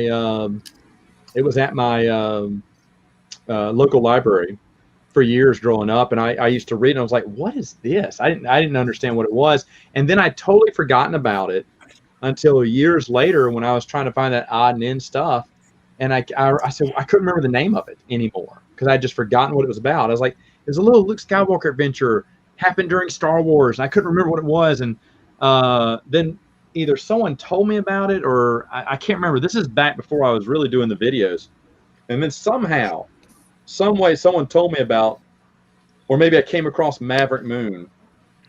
I think I typed in vintage Star Wars children's and then saw it. Someone also put on my channel, said, Matt, what about Ewok coloring books? I think they tell a story. No, they're just coloring books. They don't tell a story. I know the ones you're talking about.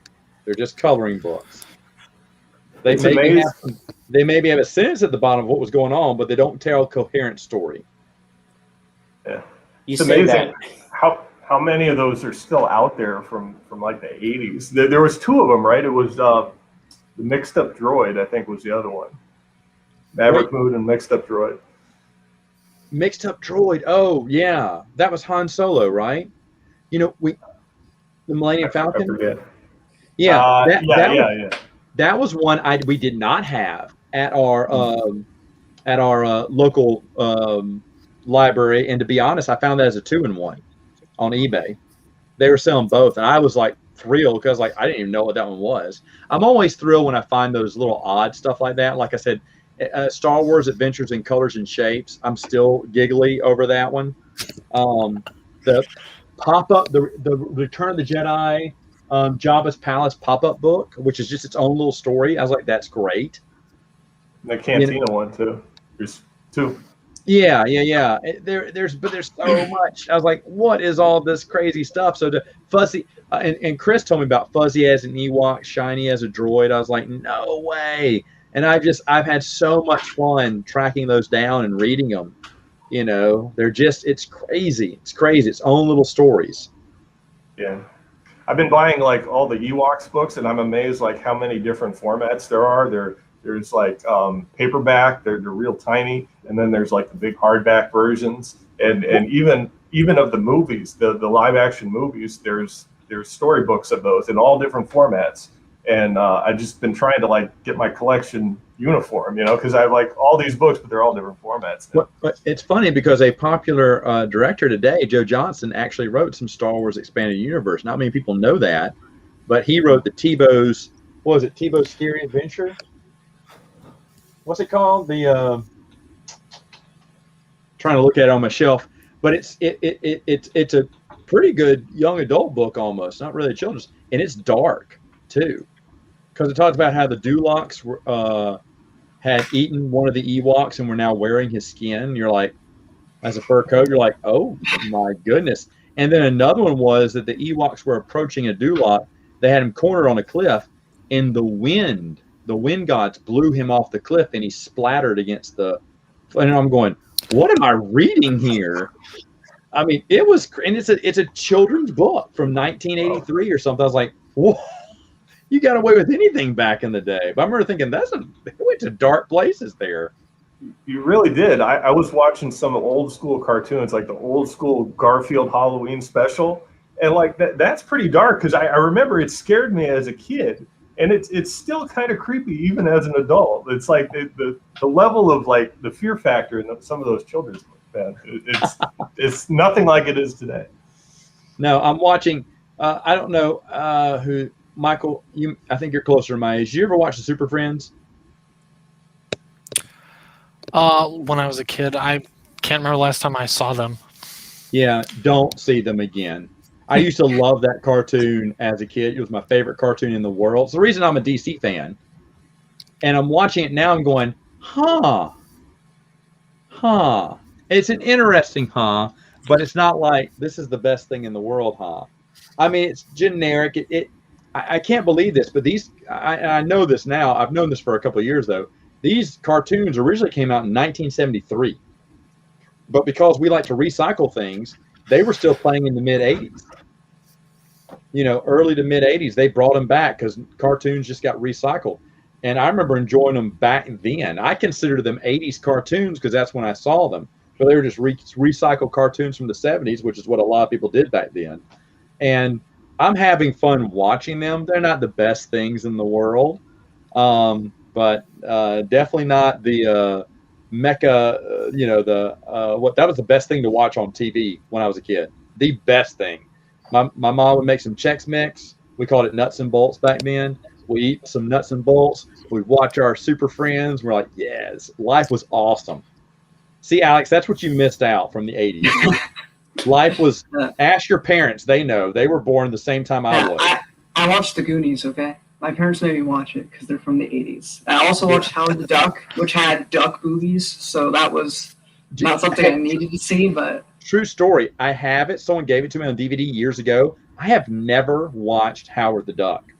It's a ride. There's condoms shown and duck boobies early on, so that's not something I needed in my life, but it's there.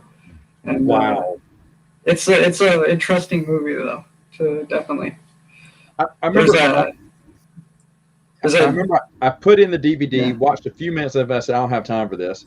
And the thing is, I should go back and watch it. I should. It's part of the MCU now. I'm kidding. I'm totally kidding.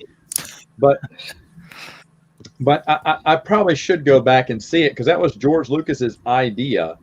And as zany as it was, I guess I should just go back and look at it. I just never, I missed it when I was a kid, obviously because of feathered duck boobies. But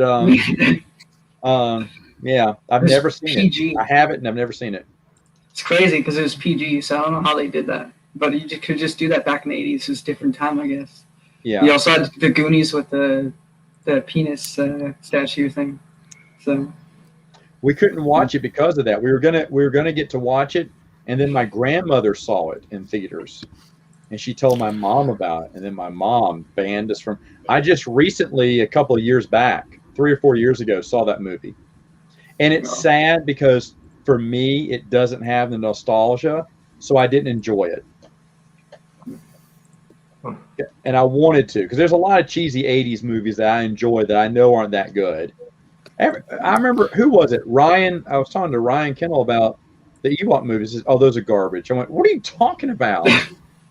I was enjoying them with my girls the other day. We had a fun time. I was like, there's nothing wrong with these. Ewoks being Ewoks. They're very wholesome. I know. I wanted to call someone a Lurdo. I mean, what is it? Wicked's dad cusses in. He goes, "Oh, Feege." You know what he was gonna say, and it wasn't Feege. You know, that was headed to TV there. But he's like, Feege. Whenever Whittle and Tebow start fighting, it's great. It's great stuff. But yeah, my girls were hooked the whole time. I'm gonna watch the rest of it with them later on, and then we're gonna watch the sequel.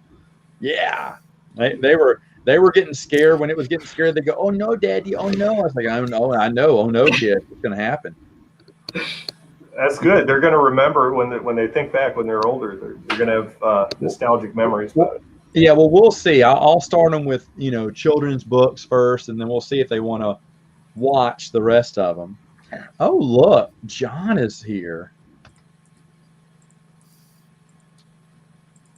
Second one is terrible. I haven't yet seen that rewatch the second. It's been a couple of years, but I enjoyed them both. Hey, John, I do not care for the second one either. Really? The beginning of it, the first 15 minutes of it just ruin it. Oh, because I get that. That was obviously George Lucas's input. He wanted just a single Tatwani story because his Heidi. Yeah, his daughter. He was reading Heidi to his daughter. John, if you want to join, there's the link. Let me ask you this. That always bothered me. That they changed the actor. That always bothered me as a kid because those things came out back-to-back years, and even I knew that wasn't the dad. I was like, "Who's this?" And I was upset as a kid, not because everyone was getting killed, but I was like, they couldn't get because the mom obviously wasn't there either. They show her, not her face, but they show her kind of. Don't they show the back of her head or something? I don't remember. She's lumped over Mace, and Mace is the same, thank goodness. But if you've read and don't ever get it, Eric Walker's autobiography. It's terrible because he didn't get an editor for it, and he just wrote it on a laptop or whatever. Okay, you see your legs.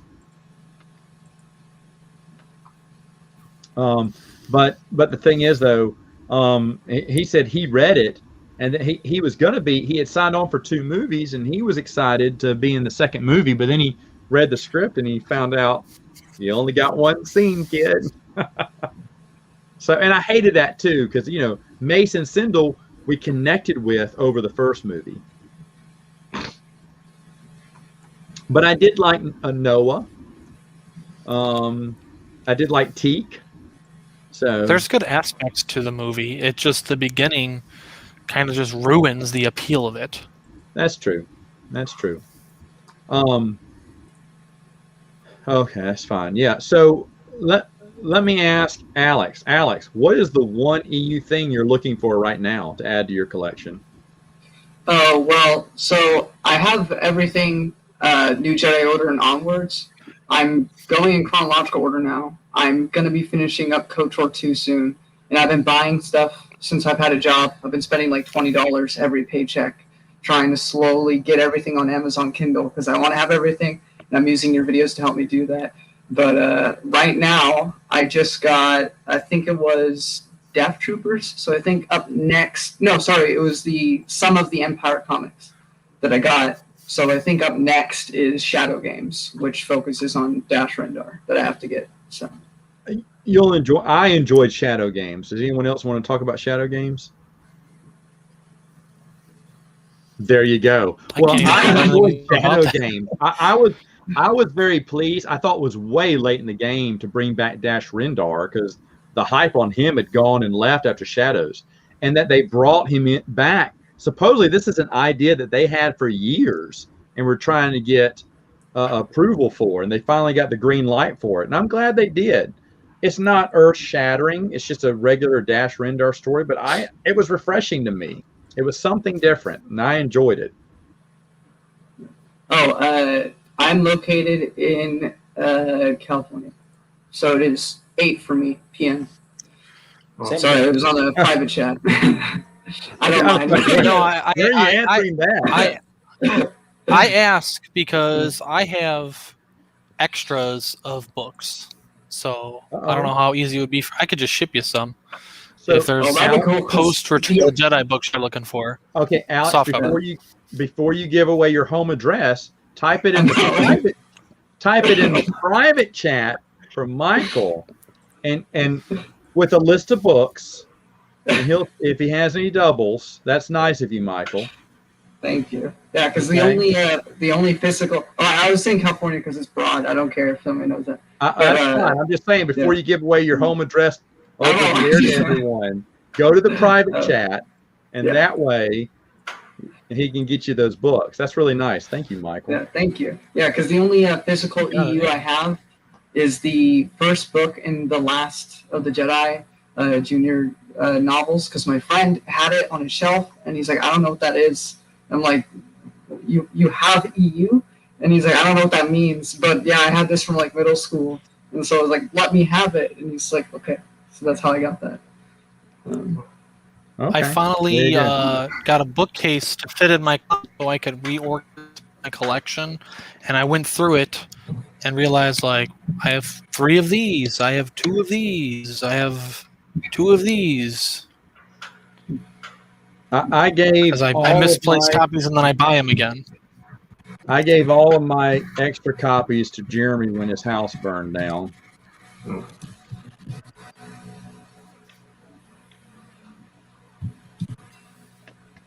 That is actually a great point. If you're looking for, especially the young adult junior reader stuff, is find people who were in like elementary or middle school in like the 2000s, because they probably have random EU books from Scholastic book fairs that they went to while they were in middle and elementary school. Tim, if you want to join, everyone's welcome. It's an all open chat. So Michael, what is next on the lookout for you to add to your collection? I mean, I'm just looking for deals on hardcovers of post Return of the Jedi novels. Like, that's why I picked up, Black Fleet Crisis That's a and New great one. That was Rebellion. back in the day, Michael. That Black Fleet Crisis one was the hardest one for me to find back in the day. I was priced right. I couldn't say no. Yeah, no, it's great. I had to get my copy directly from the author. Now it'll be hard because I got to get all the the new Jedi Order books. Yo, Scott, what about you? The hardcover versions. I kind of finished my collection. There was a couple odds and ends that I just got recently. The Tales #6 trade paperback. I was missing that one. I just got it. And the Boba Fett is Dead. I think it's like the Blood Ties Boba Fett books. So I got those 2 comics. What I'm looking for now is basically just better versions of what I had. Like Shadow Games, I'm looking for the Sci-Fi Book Club version of that for a decent price. So it's just stuff like that. The Star Wars Kids magazine, I saw those go recently, and I missed out. I missed bidding on that. So looking for another version there. Okay. Dylan? I've been looking for this one for a number of years now, actually. But Sword of the Jedi, I think, is the one I've been really trying to get into my collection. I don't know if I'll ever be able to find it. Hopefully one day, it'll come around. But that's what I've been looking for a while now. Okay. Yeah, here's small time. Pushing someone else's channel on my channel. That's wild. I'm kidding. Yes. Yeah, go check out Tim. I've been on one stream so far, hopefully getting on a few more. That's where I'm talking Babylon 5. Since that he said, "Hey, I think you'd be good at Babylon 5. I'll put someone else for Star Wars Expanding Universe, but you're my Babylon 5 guy." I was like, "Yeah, that's just right. Just right." I'm kidding. Yeah. Oh, look at that. Look at that. Paid advertisement. That's what it was. I'm kidding. Yeah. Tim's a fun guy. Definitely want to check out his channel.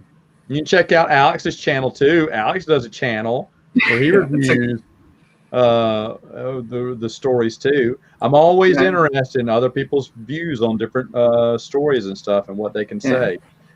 Badly edited videos. Was I on the intro stream? Oh, I guess I was. Never mind. I am mistaken. I misspoke then. I can't be bought. There you go. Okay.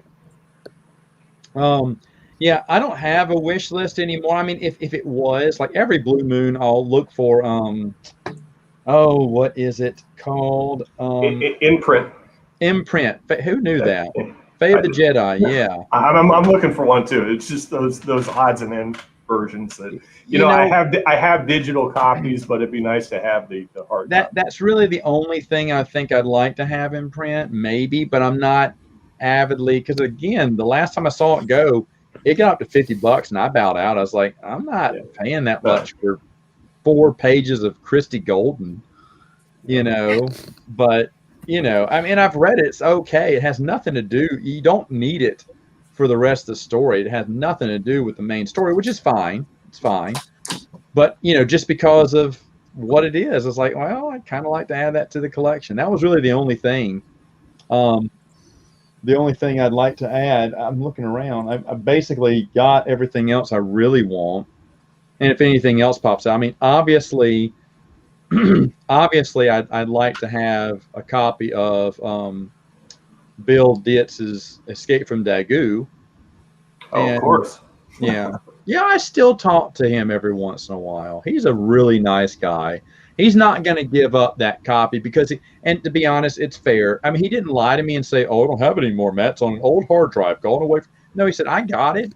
He said, "But I'm going to tell you something." He said, "I don't think I can release it because they paid me in full. So they legally own the rights to it." And I said, "That's fair." That's something, there's no reason why Del Rey shouldn't release that. I know they need permission to do that, but it's written, the artwork's done. All they need to do is sell it. It's free money. The work's already done. They just need to print that. I told him this, and so did someone else, a friend of mine. We ganged up on him, tried to push him. I said, will you please read your contract? Because on the standard contract, it states that if the publisher does not print it after X amount of years, you have the right to publish it yourself. But they have exclusive rights on it for, it's like 3 years or something. Can he publish it with Star Wars on the cover of it? Well, that's the thing. It's just, but I mean, like, he can release it on his website for free. Yeah, but he probably wants to get paid. Like if Sequart didn't print my essay in 3 years, I could publish it on my website or whatever. You know, if they had not have printed it, which it took 3 years for that book to come out after I'd written it. So, and signed the contract. But I said, you probably have something on there where you can't make money off it, but you can release it now that it's, you know, you've been paid for it. And I talked to him, and someone who's in the business talked to him about it. And I was happy to show my measly little contract I got from Sequart as an example, but wasn't showing off my $100 check.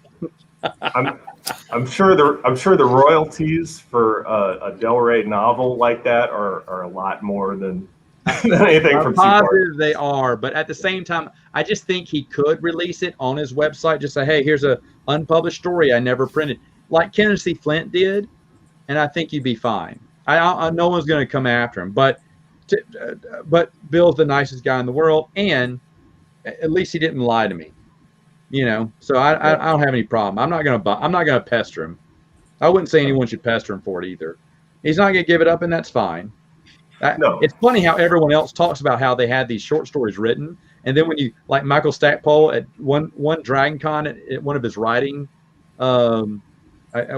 workshops I took, he was talking about that he and Timothy Zahn pitched this short story that they put together of Baron Fell and Thrawn, I think, and they had it ready to go, but the publisher didn't want to take it, or West End Games or whatever was not doing it. They couldn't get it in a magazine. They were trying to get it published, and they kept shopping it around. It's like, hey, I'd like to read that story. He's like, well, it was on Old Computer. We don't have it anymore. Really? I think that was a comic book, right? That they were gonna. I don't. He just said it was a story. That's all. He didn't tell me whether it was comic book or book. It could have been, but it was a story. I think it was comic, unfortunately, because if it was a novel, you know, Timothy Zahn is still writing for the new canon. It wasn't a novel. It was a series of 4 short stories, is what it was. So, Michael Stackpole's a really great guy to talk to too. He's awesome to talk to. I really enjoyed his little writer's workshop. I took 1 billion notes, I remember, I was on Skype, and I had a few people who'd gather around every night and go, okay, here's what Stackpole said tonight.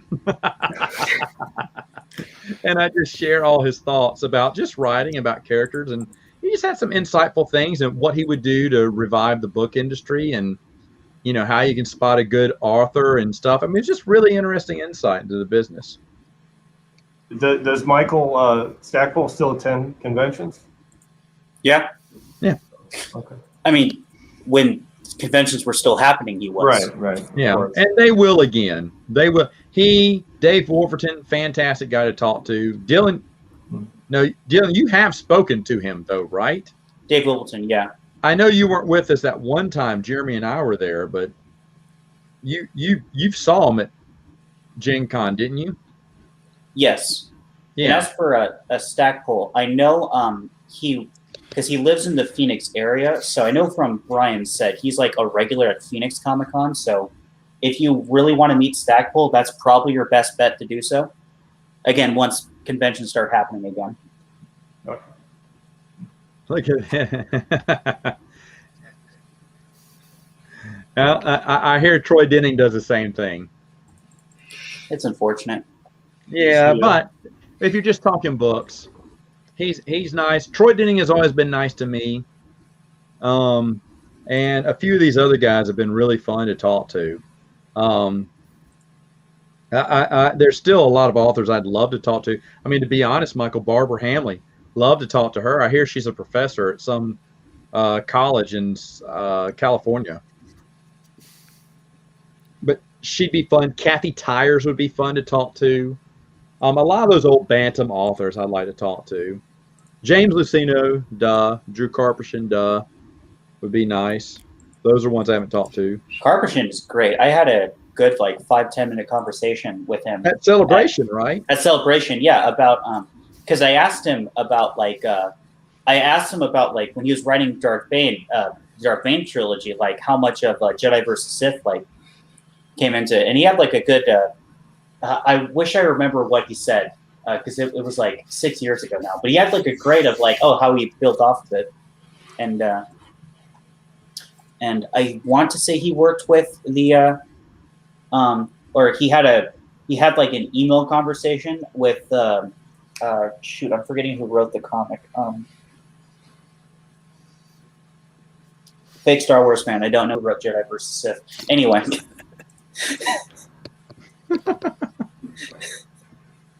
Okay.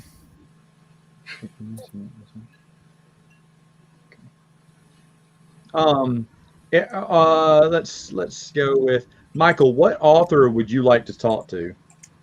That's a good question. Well, I can't talk to Aaron Alston, so I'll pick Michael Right. Stackpole just because of the X-Wing books. Because the only person I've met is Zahn. So I think a conversation with Stackpole and the creation of all those characters would be very enlightening. Yeah. Yeah. He'd be Zahn. I've talked to Zahn a couple of times. Alex? Same question? Yeah. I think Matthew Stover, because I loved the episode 3 novelization, and because when I read Traitor for the first time when I was going through all of New Jedi Order, most of the books took me a week, quickest 3 days. That I read in a single day. I could not put it down. I was in love with it. I loved that 90% of it was just talking back and forth. So I would like to talk to Matthew Stover if I could. All right on. Scott? Probably Tom Veach. I'd probably ask him about some of the unpublished stuff he may or may not have done. Just have some questions on that. And I think he'd be a cool person to talk to. All right. Yeah, he'd be interesting, right? Yeah. A few things you'd like to ask him? He wrote a book about recently about the behind the scenes stuff at Dark Horse at the time. I don't know if it's out yet. Yeah, I heard he had something in the works, but I don't think it's out yet. Yeah, I don't know if it's out yet, but I remember hearing about it about a year ago. Yeah. What's interesting is I did see something. There was kind of like a YouTube documentary made about Shadows of the Empire, and they interviewed I guess it was the director behind the game, behind the multimedia project, and how the game got integrated with the comics, the trading cards, the official score, the musical score, all that stuff. I think it's Saint Million is the guy on YouTube that did it, but he interviewed this guy, and it's really good if you're an Expanded Universe fan. He put it out a couple months ago, so if you're interested in Shadows of the Empire and the behind the scenes stuff out of Secrets, out of what's the book? Secrets of Shadows of the Empire, kind of similar to that. Oh, wow. Dylan, is there an author you'd like to talk to? Yes, one particular, and I want to ask him one question. I want to talk to Terry Brooks, and the reason is because if you haven't read the novelization to Phantom Menace, there's a scene very early on when Anakin is bringing the hyperdrive that would eventually get sold to Qui-Gon and all them back from the Jawas, and he runs into an injured Tusken Raider, and he helps the injured Tusken Raider, and then falls asleep and wakes up, and the tribe comes back to reclaim him. And the tribe spares him and leaves him to go take the hyperdrive back. And this book was written in 1999. And I want to ask And I want to ask Terry Brooks, where did that come from? Because I have a sneaking suspicion that might have been because they were based off the scripts, and I have a sneaking suspicion that maybe the Attack of the Clones, Tusken Raiders, may have been planned out a little earlier. But I don't have confirmation because I don't know if he came up with that or if that came from one of the scripts. Don't know either. It's interesting. I guess mine, oddly enough, would probably be Kathy Tyers. I'm trying to think. I mean, there's a lot of people on that list, but I just really like how she never took the easy way out when picking a story. And so many times she could have, and she went a different direction. It was I just felt it was interesting the way she chose her stories. But maybe that one. Of course, there's a billion others too. A billion others I'd like to talk to. But yeah, she would be one I'd like to talk to. Yeah. Oh, John Ostrander. That'd also be another one from comic books. Love to talk to John Ostrander. There's a non-artist or non-author I'd like to talk to, actually, Sue Rostoni. I would love to pick her brain. She's great. You know, she was supposed to be originally on that Sequart book that I was on. She was going to write a story, and someone else is looking for the link. Thank you. Hold on just a second. Paste it again in here. I'd love to was pretty active on the forums back in the day. Like she interacts with fans and she had reached out to a few of us and said, "Hey guys, I'm having trouble coming up with an idea for a story. What do you think? What do you think would be interesting?" And I wrote her back. I said, "What you need to do is talk about y'all's decision to kill off Chewbacca, and call it killing Chewbacca, and then semicolon, no regrets."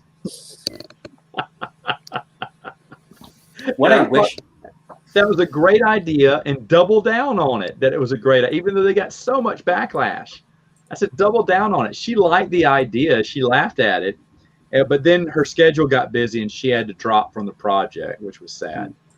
Oh, back double dipping on my live streams is Daniel. Hello, sir. Yeah, sorry.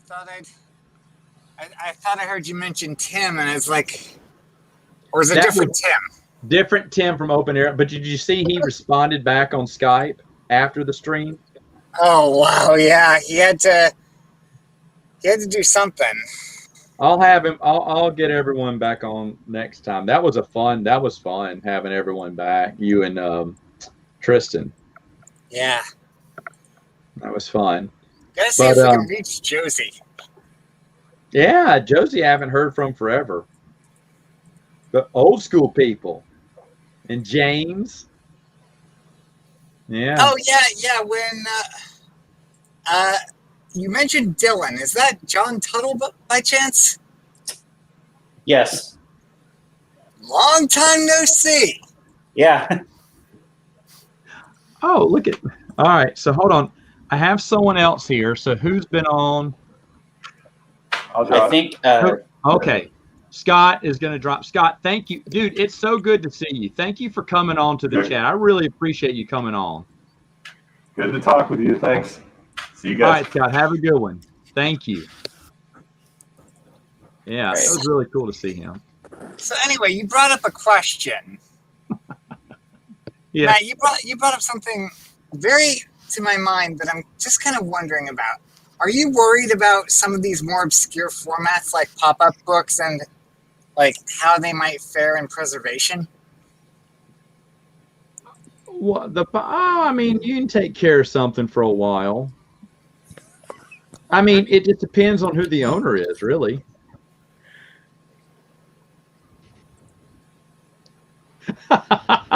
And like that, gone. Message sent.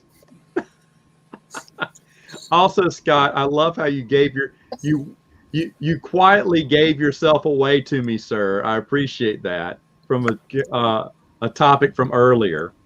We'll have to talk later about it. That's funny. But no, it just depends. I mean, the only thing that upsets me is these books, these comic books, these short stories. What was it that was hard to find? Adventure Journal number 11, someone said, or something like that. The sad thing to me is that's sitting in someone's garage, an attic right now. They don't care about it. If you went into their room, went into their house and stole it, they'd never miss it. You know what I'm saying? Oh, I mean, any hardcore Doctor Who fan would understand this feeling too,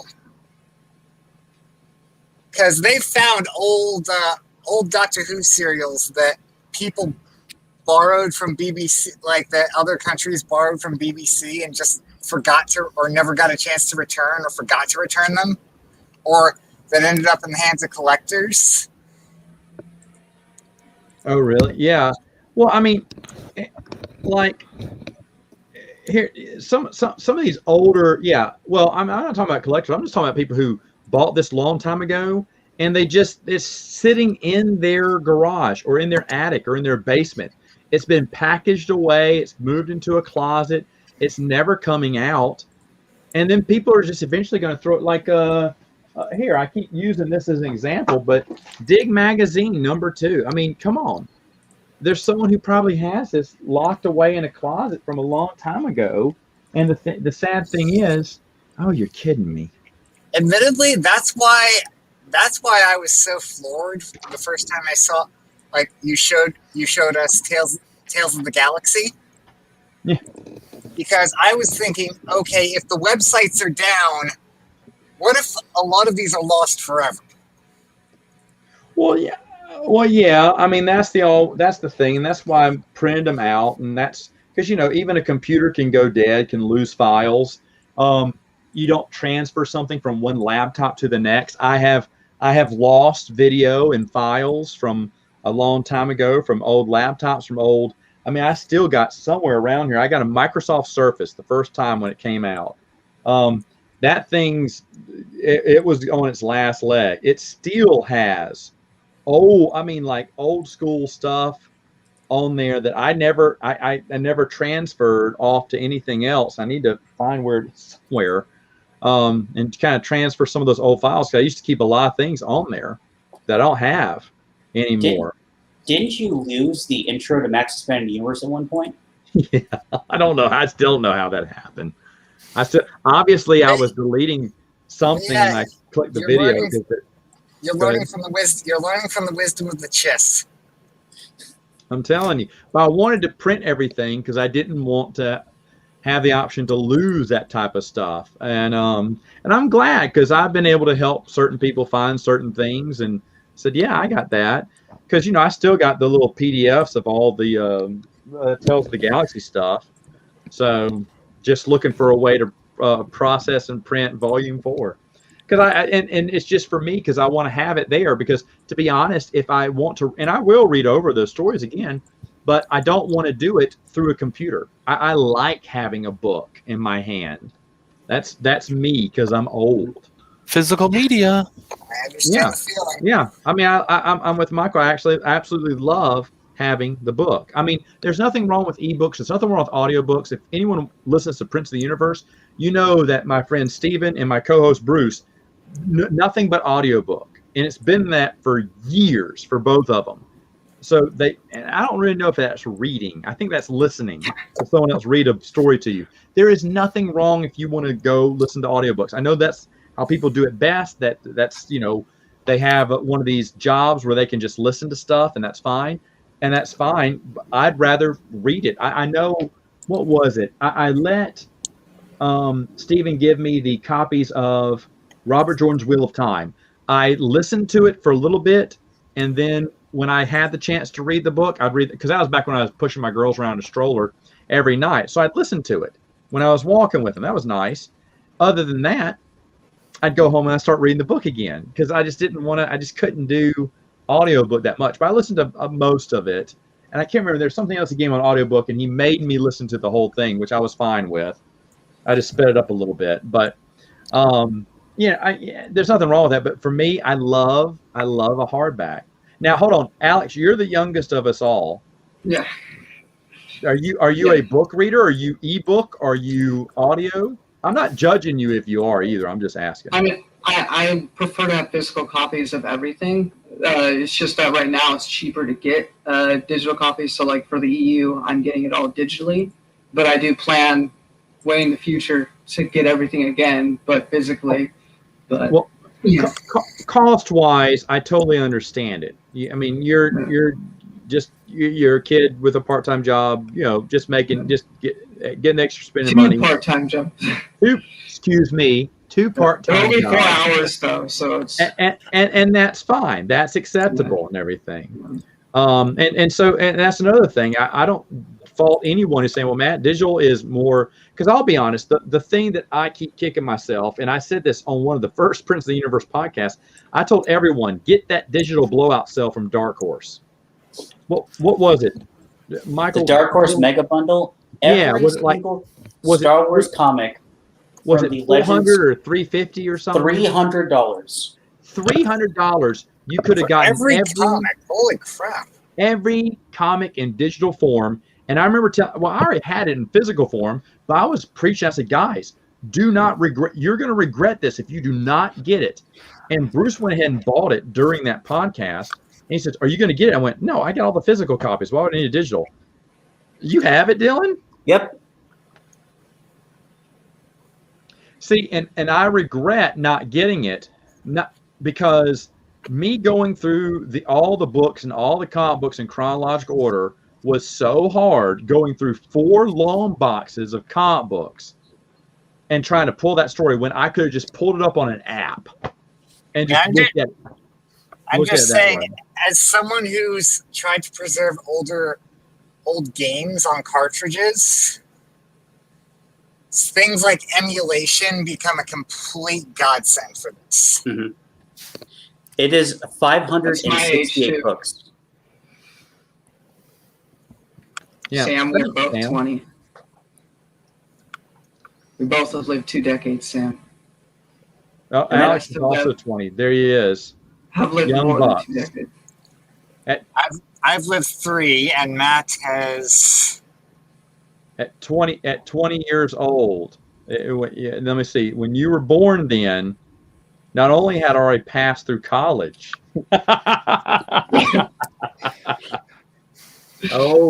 Oh my Lanta.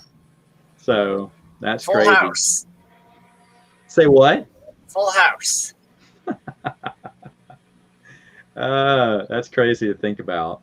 I don't know though. I hate. You think, man, because people used to say that about me. When you were born, oh, geez, you're a baby. I remember when I was like, I get that from everyone, from all the old people. And the thing is, now I'm like, really? So it's funny because, Michael, I don't know, and Dylan, you too, I tell them this because they're a little bit older and they both love baseball.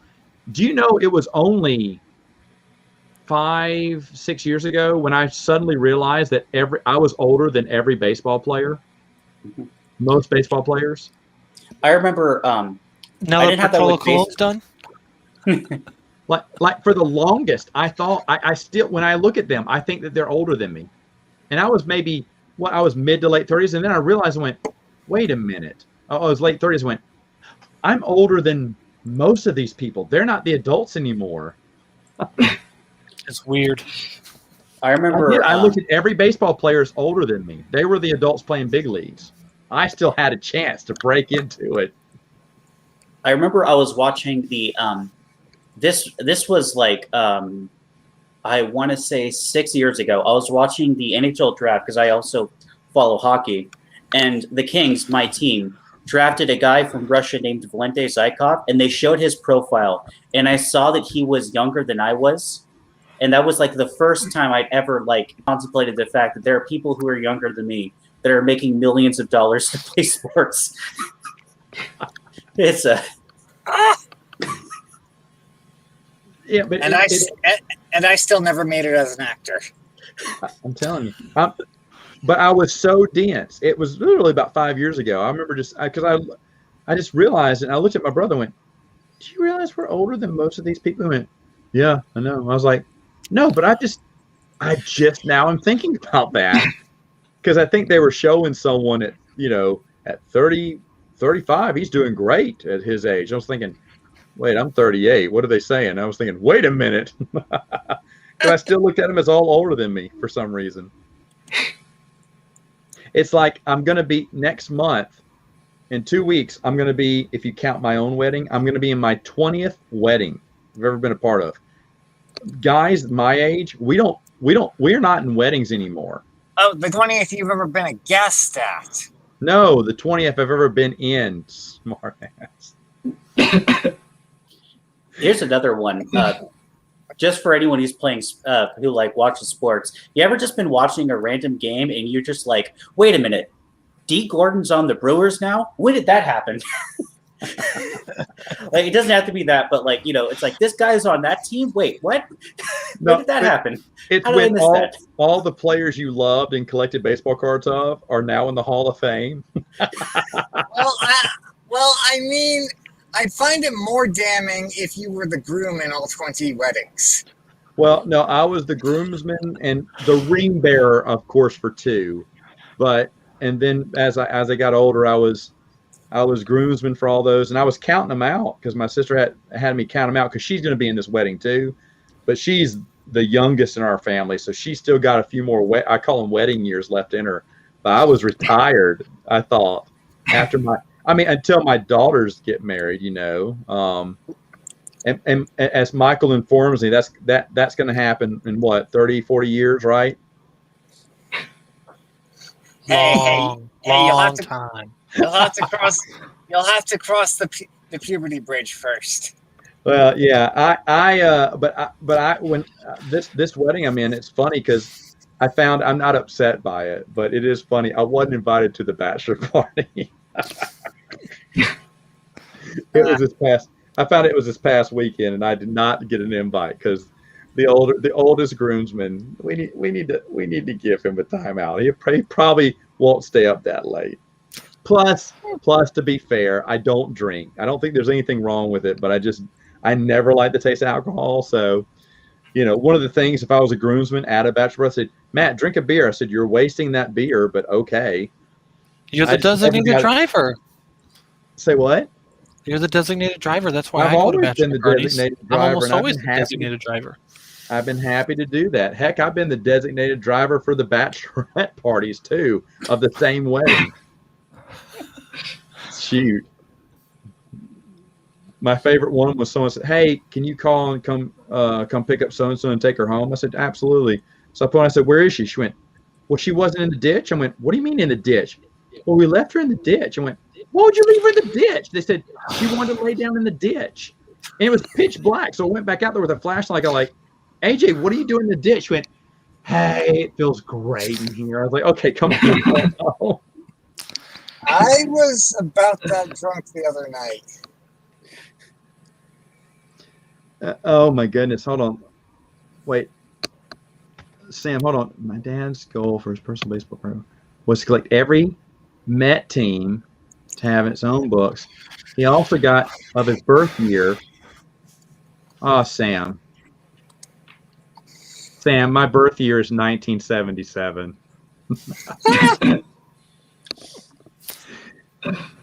So I think Darth Vader said it best when he says, I am your no, I'm kidding. That's really awesome. In fact, Sam, since you said that, and since we're moving to baseball, my brother, for my 40th birthday, got me a cool little gift here. It is a Met card. Hold on, let me blow up my screen now. It's a Met card starting from 77 and going all the way up, to my year through there. So I thought that was really neat. In fact, my favorite baseball card set is the 86, obviously, because they won the World Series, the 86 Topps. But I don't know why. I just loved it. I love the logo at the top. This is actually a reprint of an earlier one from, I don't know, Michael and Dylan, if you know. I want to say it was a 60s. Does anyone remember how surprising the Cubs winning was in 2015? Shut up! I'm talking vintage right now. Oh, sorry.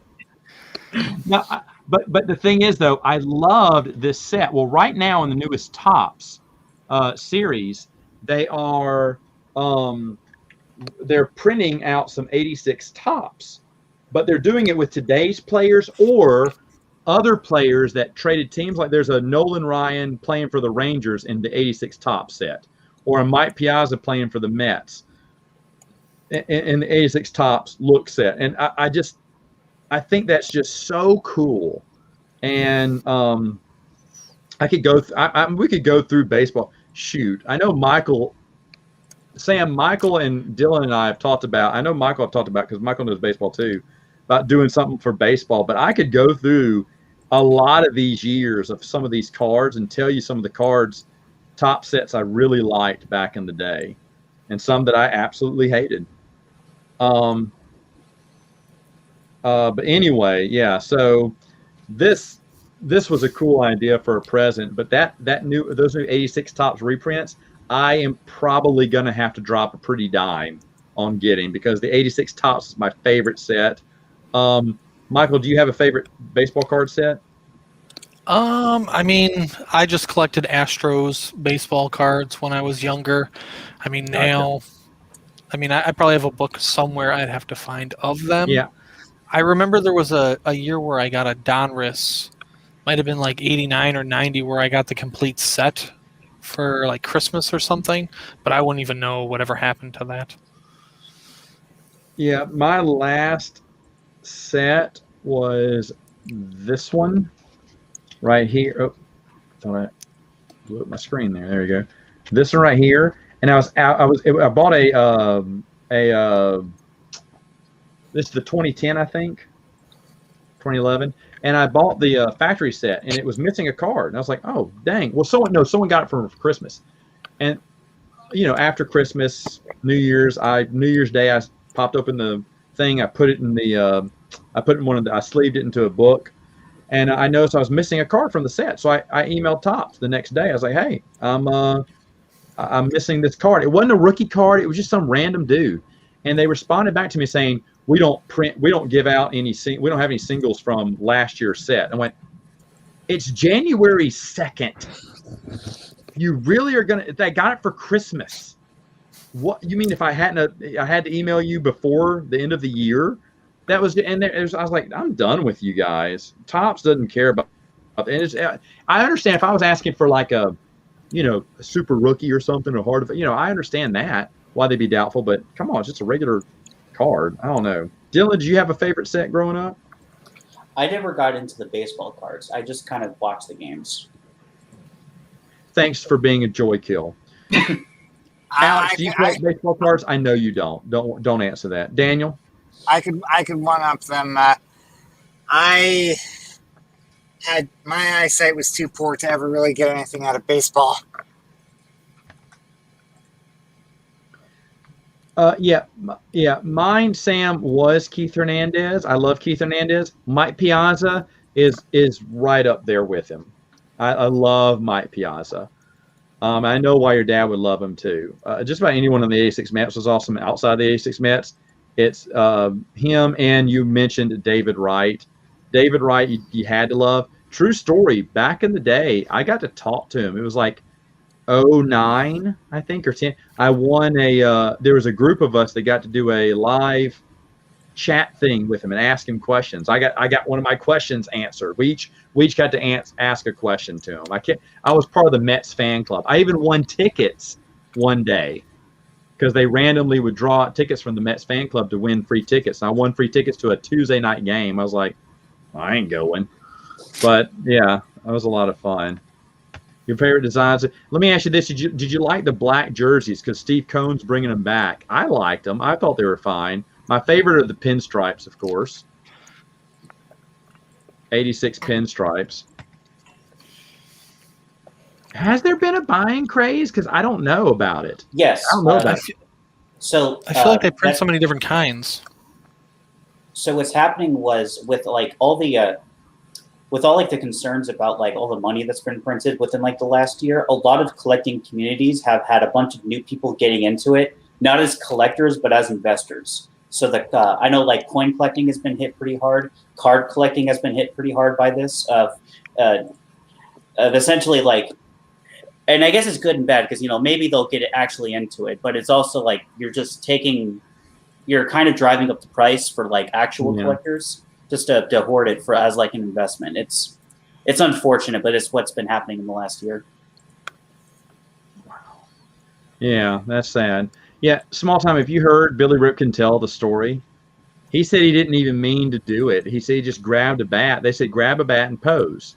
And so he did for him real quick. And he had no idea that was written on the bat handle. That's how the story went. I think he doesn't even claim that was his bat, right? He just picked up a bat for, it was Fleer, wasn't it? Was it Upper Deck? Does anyone know what I'm talking about? No clue.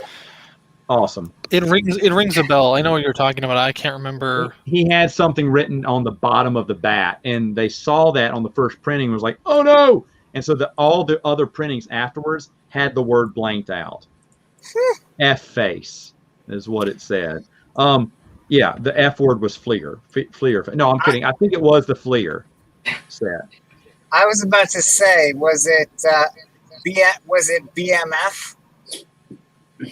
Yeah, I don't know. Let's see. I don't know if you want me to. I found the picture of it. I don't know if you want me to show it. You found a picture of it? Sure, go ahead. Go for it. Yeah, there it is. Wink, wink, wink. And the whole story was that it wasn't his bat. I believe is what he said. He was on Baseball Tonight. He said it. They just told him to pick up a bat and smile, and so he did real quick for that picture. Really? They've been sold out forever. I mean, Target usually has a couple of packs. They usually have a box set. But like I said, ever since Fleer gave me that awful customer service, and it's a shame because I've liked some of their sets and I've wanted to get them. And I, to be honest, I would still, if they would have been nice, I would have bought the. I would still be buying baseball cards if they'd just give me that common, but they didn't. So, you like the alternate blue jerseys? They're nice too.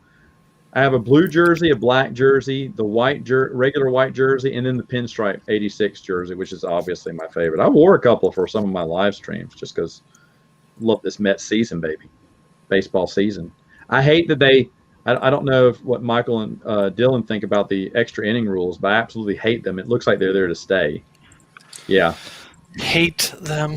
When you change how the game is played during the same game, it doesn't make any sense to me. It makes the game less exciting to me. It just makes it based on, it's helping the other team out. If you can go to a tie, your winning percentage goes up. If you make it to a tie, even though you're not the better team, I feel. So I feel that's very unbalanced. I don't mind the pitching changing rule as much, but I really don't like. Unfortunately, I think it's going to kill the left-handed reliever. Right. Yeah. Well, that's true too. But that extra inning rule just kills me. I cannot stand it. I do like how they brought back the no DH in National League, though. No, I hate that too. I want the pitcher. Everyone must bat. Oh no, I'm agreeing with you. I like when the pitchers. I wish the American League would do it. Well, actually, the Angels do it whenever Ohtani's pitching. They put him in the DH spot so that he can hit when he pitches now. I wish the American League would ditch the DH. I like that there's a difference. It makes it Say what? Interesting. I like that they have one of each. Like it's interesting. That's where each team an advantage when they play each other. Yeah, that's true. But I always liked how the pitcher, because you have to work around the pitcher now. Sometimes you don't want to take your pitcher out, but you need to pinch hit. I like how it just adds that extra dimensions to the game. And historically, I've always chosen the National League over the American League in the World Series, even though I've made plenty of exceptions over the years for that. I can't remember when the first time I cheered for the American League was. I have to look at my World Series winners here. But was anyone else like that? Good for a, let's see. Did you stay true to one league, or did you just pick the team you liked out of the two? I do remember you telling us. I remember you telling a story about the Detroit Yodelers. Detroit Yodelers. All right, let's see. I root for a National and American League team. So if one of them aren't in the World Series, it comes to the team that makes the World Series that I dislike the least, usually. Agreed. Oh, That's usually what I do. Oh, no. I thought I was wrong on this, but it looks like I was right. Oh, no. You're going to hate me, Michael. I was cheering for the Sox in 05. Oh. It's all right. A lot of people were. I was cheering for the Sox. I just thought they were just a unique team. That was a very close series, despite the fact that it was a sweep. Okay. Yeah. The thing about the 2005 White Sox, they should have never gotten there. Because Game 2 against the Angels, bottom of the ninth, we had the lead, and then there was the pass ball, the pass ball that hit the dirt, even though it didn't hit the dirt. Strike. What? That wasn't drop third strike. What a joke! Yeah, that completely changed that series around. Had that not happened, it would have been the Angels. And then when I broke it, I went for Detroit the next year, just because I'd never seen them. I never saw one. Wanted to see them win. I did cheer for the Rays in 08 over the Phillies. And I did. Yeah, there's no way you can root for the Phillies, so. For real, right? That was when they had that unbeatable rotation too. That who was And I cheered for the Rangers in 2010 and 2011 because my wife was a big Ranger fan.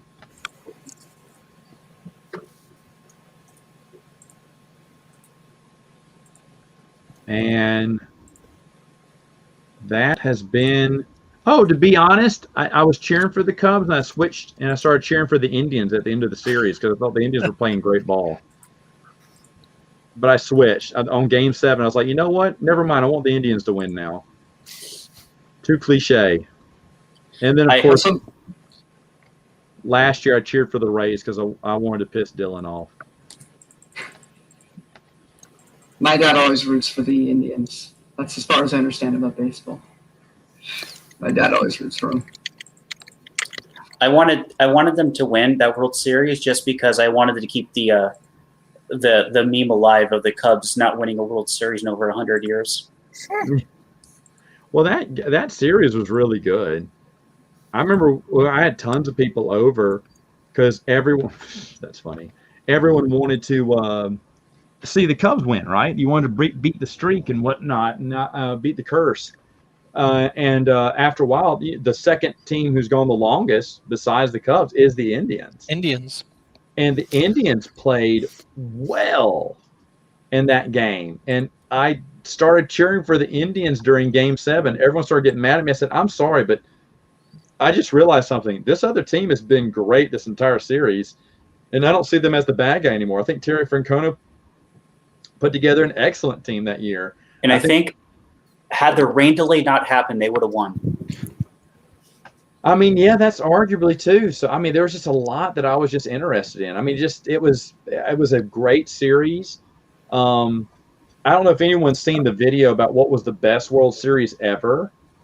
And they were talking about the 91 series with the Braves and the Twins as being one of the best. That's all because of Game 6 and 7, probably. Yeah, just because they're just so big. And I remember as a kid watching that with my dad and going nuts over it. You know, because that was even the NLCS. That what was it? So, I can't remember who hit Ron Gant hit the double. Sid Bream. Sid Bream, the slowest man on earth. Yeah, my dad said it was Sid Bream looked like a dehydrated camel running around third. And then and Barry Bonds, young Barry Bonds with an arm like a cannon threw a perfect throw, and Sid Bream still got in. I mean, it was a close call at the plate, too. And they crushed Sid. No, never mind. It was Francisco Cabrera who got the hit. Never mind. I remember that because then they came up with the T-shirt Francisco Cabrera for president because he'd never been at bat since July of something of that year. He'd been sitting the bench for 2.5 months or whatever, and he was the last person they had left to hit, so they put him up there. But the last stats was him hitting July, and my dad was like, "Oh my gosh, this game is over."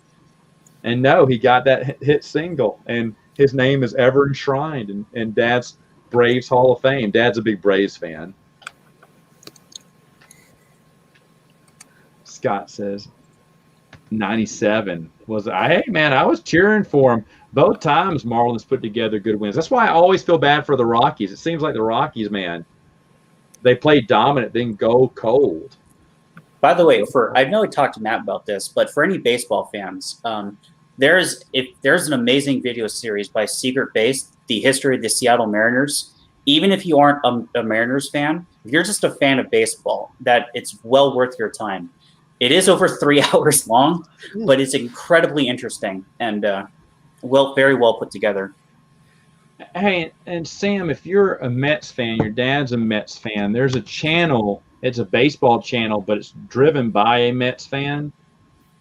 I just found it recently, and I love it. Try to find that name for you again. Stark Raving Sports on YouTube. Mm-hmm. I've seen them. Yeah, I just started watching them. They're pretty good. Stark Raving Sports. That and John Boy. You gotta watch John Boy. Yeah, John Boy's great. He's hilarious. He crossed 1 million. But yeah. Anyway, I mean, that's just I know nothing excites Alex more than talking baseball. That's what he wanted to come on Matt Wilkins' channel and talk about. It's like, yeah, guys, we talked about baseball and baseball cards, and he talked a little EU with me, but I was really. I'm just happy to be here. Yeah, I kind of had some bad timing here. Sorry. No, that's fine. I'm sorry. I just, Baseball podcast soon. We keep saying. One day it'll happen. You're a Red Sox fan? Sam, I don't know where your father went wrong raising you. I'm so sorry. If there's anything I can do to help, just let me know. Do I need to get you a copy of the 1986 World Series on DVD? Yes, they do have a DVD set. I think a signed Billy Buckner jersey would do nice.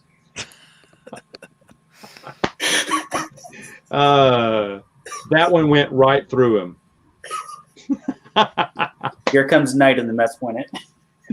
Oh my gosh! You know what? To be honest, I've been wanting to watch that series again. I bought it on DVD back when the 20th anniversary. I think it came out in 2006, and they said you can buy the Mets Amazing World because they knew the Mets were never going back to the World Series. I guess I was like, done, and I bought it. I've watched it. I know twice.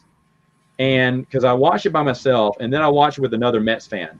We just came over. We had hot dogs every night, chips, popcorn. We made it a game night. I opened up the windows, let the cool breeze come in, and we would just sit there and watch the games and just cheer and have fun. And to be honest, I couldn't remember who had won which game obviously I knew the last two playouts, but I couldn't remember, who won game 1, 2, 3, 4, 5. And I didn't want to remind myself, just to have some fun. And so it was fun just cheering and watching the games. It was so much fun. I'd do that again, but I don't really have another Mets fan here. Hold on. Okay, so are you the oldest, Sam? That makes sense. You're the oldest. Yeah, bring him. We'll watch it together. Look at this. See, this is why you can't be a Red Sox fan. You get all arrogant and annoying. You almost sound like an annoying Yankee. It could be worse. You could be a Yankees fan. Mm-hmm. You know what franchise that gets underrepresented in the hate for baseball? The Cardinals. Yeah. Because they're just like perpetually good, but they don't get the flash that like the Yankees, but I want to say they're more so the Yankees of the National League. Well, yeah, I think so. I don't think anyone would deny that. But I think what you got with I have a buddy of mine. He's a Cardinal fan because the Cardinals are the only team that can win. But man, this guy just trolling the comments here. Just trolling it. But I think what was it? But he would always tell me every year for years. He'd tell me, and this is back in 2005. He's like, the Royals are going to be good. They're going to go all the way this year. I was like, whatever. And he kept telling me that. And then, of course, it came down to Royals Mets, and he was insufferable. And that was a great series if you're a Royals fan, because they came back and won in the 9th inning every game. But, you know, a disaster if you're a Mets fan. And it's funny because that whole year I said, well, we're not going to beat the Dodgers. They're one of the best teams in baseball. And we beat the Dodgers. I was like, well, we're definitely not going to beat the Cubs because we've never beat them all season. And we swept them. I'm like, I remember once we swept them, I turned to my wife and went, even when we were 3-0 against the Cubs, I was negative Nancy like Dylan here. And I was there going, we're not going to win. We've got 3 games on them. That's great. They're going to come back and sweep us, because I knew the Cubs were dominant. And then when we won, I looked at my wife and went, we're going to win the World Series. She went, what do you mean? I went, we got to play the Royals. They're nothing compared to the Dodgers. They're nothing compared to the Cubs. I went, oh my gosh. I said, we're going to be champions this year. I mean, I believed it. And that's when God said, it's not about the better team. It's about who gets hot in October. It's about, you shall not speak his name. Shall not speak his name. He's a terrible person. He's a terrible person, yeah. It was funny, though, because they didn't have him in the lineup the next season against the Mets, that first outing, because they knew Harvey or someone was going to throw at him. The first chance they got, he is going to get thrown at. I think even when he came out in July, I think the umpire started the game with a warning, because everyone knew what was going to happen in that stadium. They're going to get him. I just from Stark Raving Sports, I just watched their little thing on the 10-cent beer night. Do you know what? I don't think I've ever heard that story before. Happened in the 70s, 10-cent beer night, and everything went nuts up in Cleveland.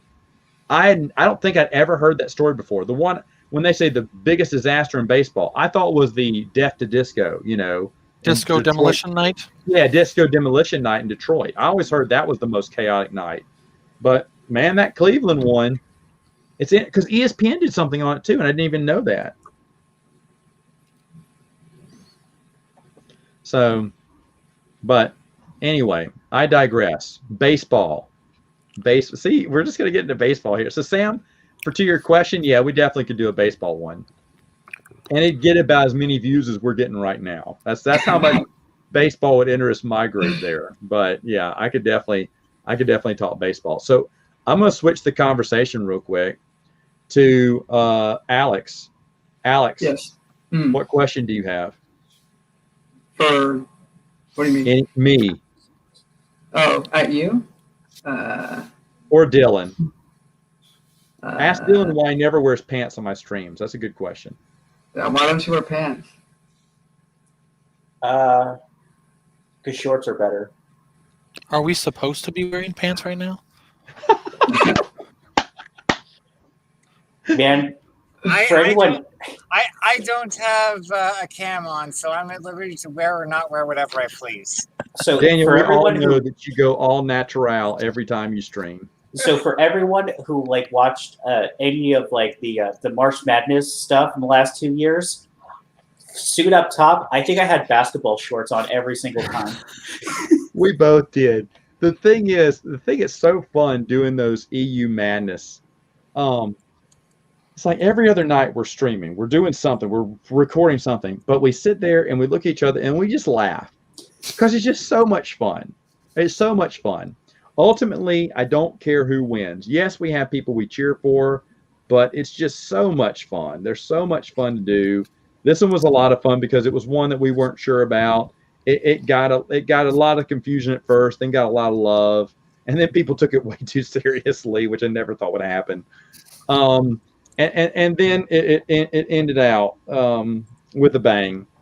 Yeah. But and we got some great ideas for next year too. But I absolutely love doing. In fact, our highest traffic time for the website is in March by far. We get so much traffic due to that because everyone wants to hear the results. Everyone wants to vote. Everyone wants to get a conversation started going. And now we have some great articles going out right now. Dylan's doing this Hasbro Pulse Vol thing. I posted, and this is why I'm glad to have other people on the site helping me, because I posted a bunch of stuff and I read it when it comes out. Oh yeah. So I talked about lately. Of course, my Matt chat came out. Scott talked about that.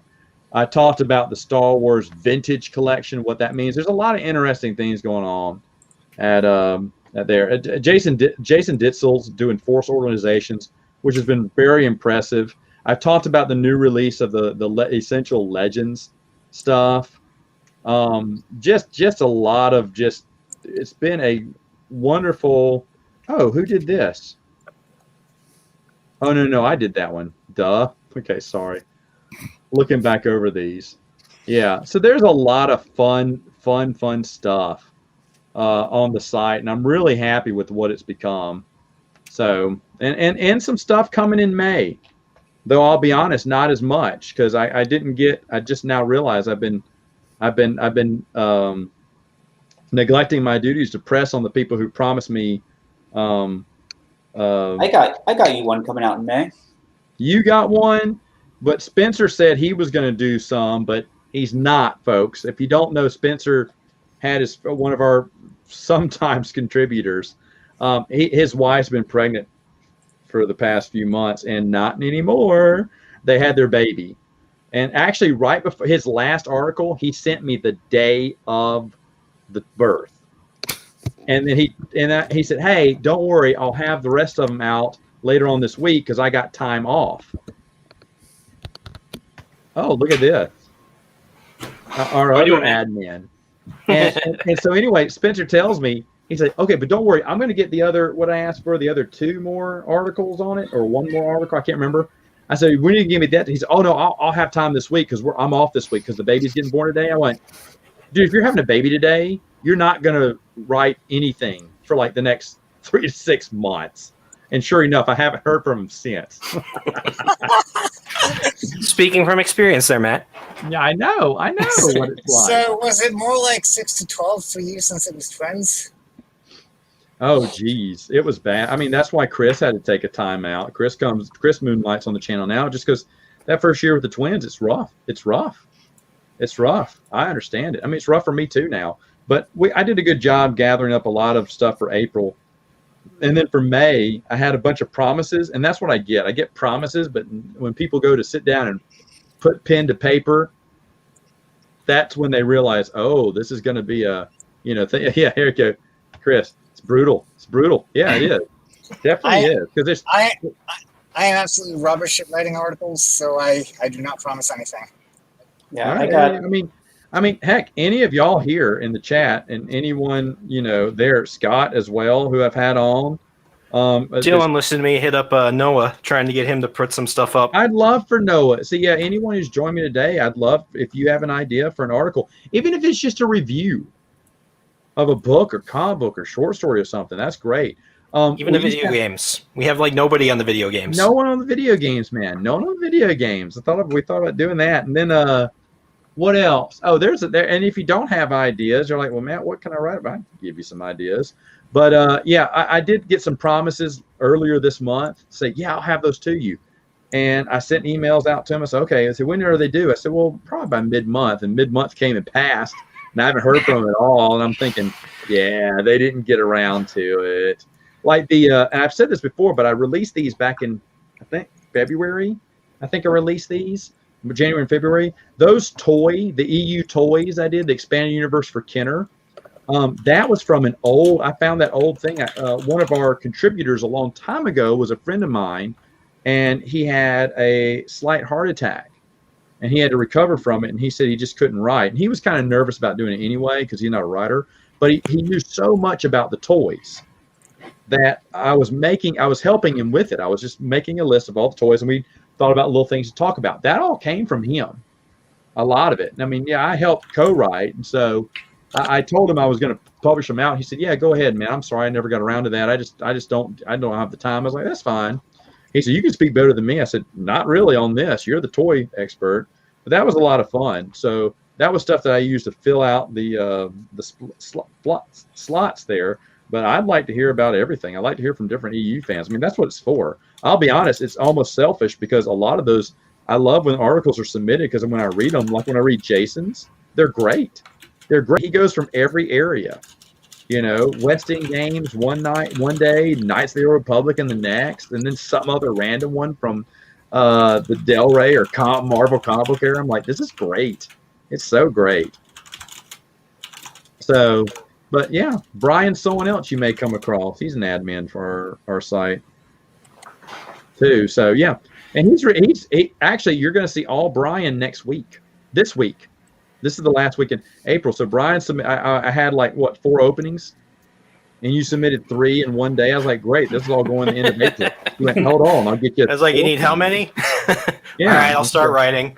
Yeah, gave them all to me. So that was great. Filled it. And I have a few to go in May. I think I have all the Matt chats ready to go too. Yeah, I saw you had all them. I think I have all mine in for the 7th because that was one of the few days that was open. Well, there's a few days I left open. I'll talk to y'all about it later. But anyway, so yeah, so if you want to be a contributor, if you have an idea. Now, of course, not everyone's ideas get picked. Not everyone's articles get picked. You know, a few people, one thing that won't get picked, and I'm not being snobby about it, is everyone wants to do a compare and contrast new and old canon. No, it's just not in the spirit of the site. It's called theexpandeduniverse.com. So it can't be new canon. I'm not trying to hate on it or anything. And, you know, or they were talking about, what about things that transferred over to the new canon? No, not interested in that either. I want to be about the expanded universe, just set in that. So that would be probably my one stigma, my one rule, I guess you could say, on it. But other than that, though, you know, there's tons of things. Even just the occasional book review, comic review, I'm interested in, man, because like I said, I check out other people's channels just to see what their interest is in this. And in fact, when I was doing my study for Legacy, I looked up I did old school study going on YouTube, people having these old Legacy reviews from back when the comic book came out, and watching them and hearing them talk about the newest issue and everything. I was like, that's awesome, you know, getting excited about this, wondering or guessing what was going to happen next. That's always fun. Those are the best ones, man. The ones that were coming in live as they're reading through it, not knowing what's going to happen next, you know, or they finished a story arc and they wanted to give their thoughts on it. So it's some pretty good stuff. I like hearing other people's thoughts. But those articles on the Force organizations have been good. Very good. Oh no, like I said, Jason's just been amazing. He's the unsung hero. That's why he's one of the original, when we asked for that first round of contributors. He's been on there since 2019, I think, early 2020. And, I mean, he's been solid all the way through. And he told me he was thinking about changing his topic. And I was like, yeah, I can't believe you've gone this long. You know, he's been a pretty solid performer.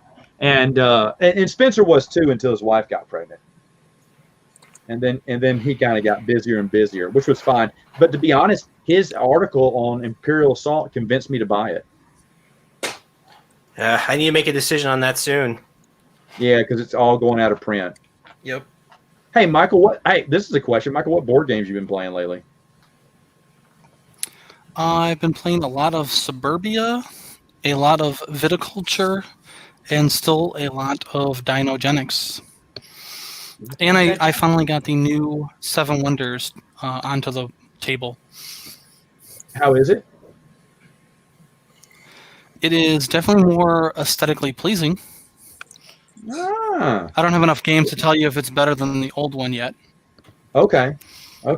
There's very few changes. The boards change a lot, but aesthetically, very more appealing. Good. Yeah, Viticulture is one of my favorite games. Absolutely love Viticulture. We were supposed to get back into Time Stories.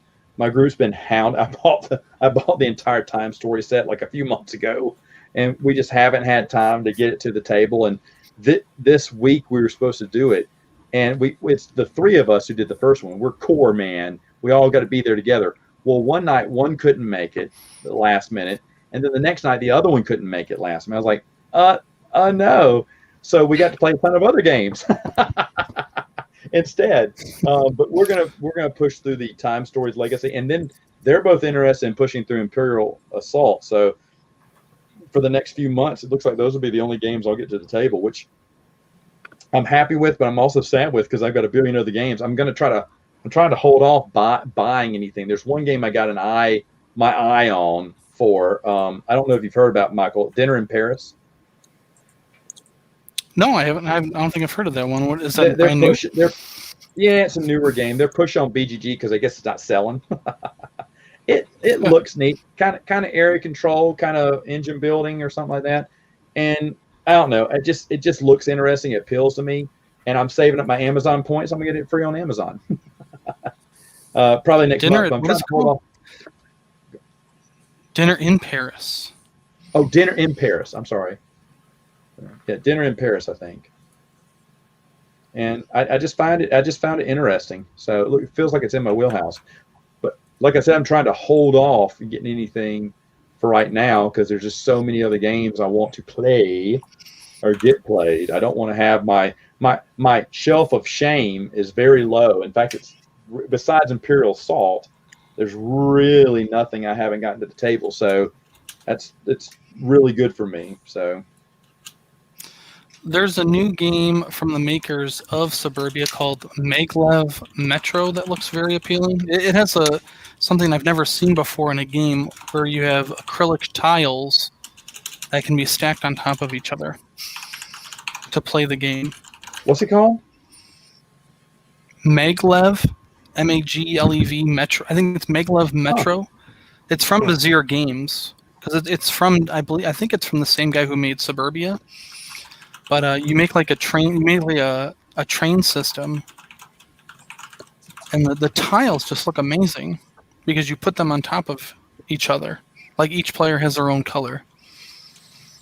And normally when you play a game, when you put tiles on top of each other, they blank each other out. But this one is designed to where you can do that. That's interesting. Yeah. Hey, 200,000 people a year read the site.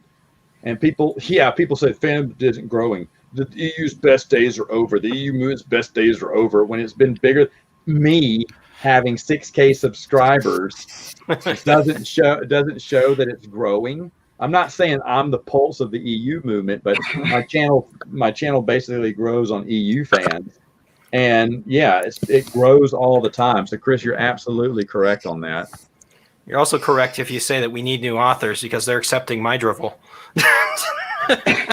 Hey, like I said, that's why I always make the open call. It's hard to write something. I'll be honest though. Oh, go ahead. I have an article coming on 2 weeks about covers. Hey, that's a good article. See, now I'm excited because I don't know whether I want to go ahead and go into the admin site and read it now.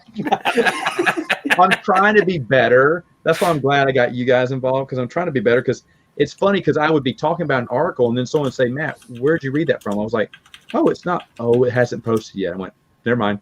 So I've had to be kind of quiet on it, but I read all this stuff because I had to.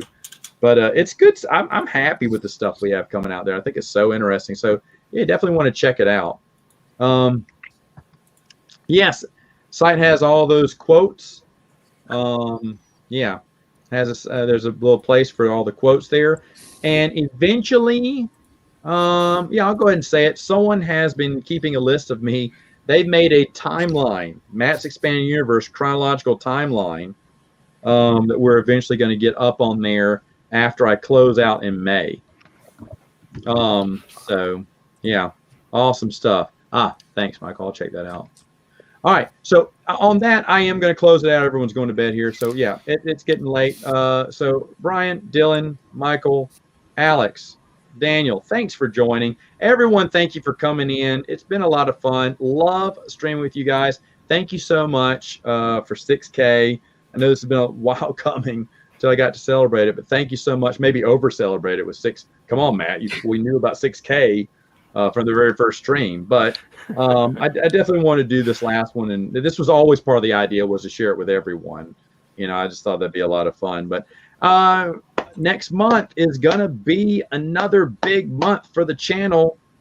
It's going to be episode 200 of both of my podcasts. Plus, we're coming to the end of Matt's expanded universe, or at least the end of the run so far. I'm not the end of the series, of course, but the end of the regular run coming at the end of May. So, but you'll get all that in my monthly update next month. So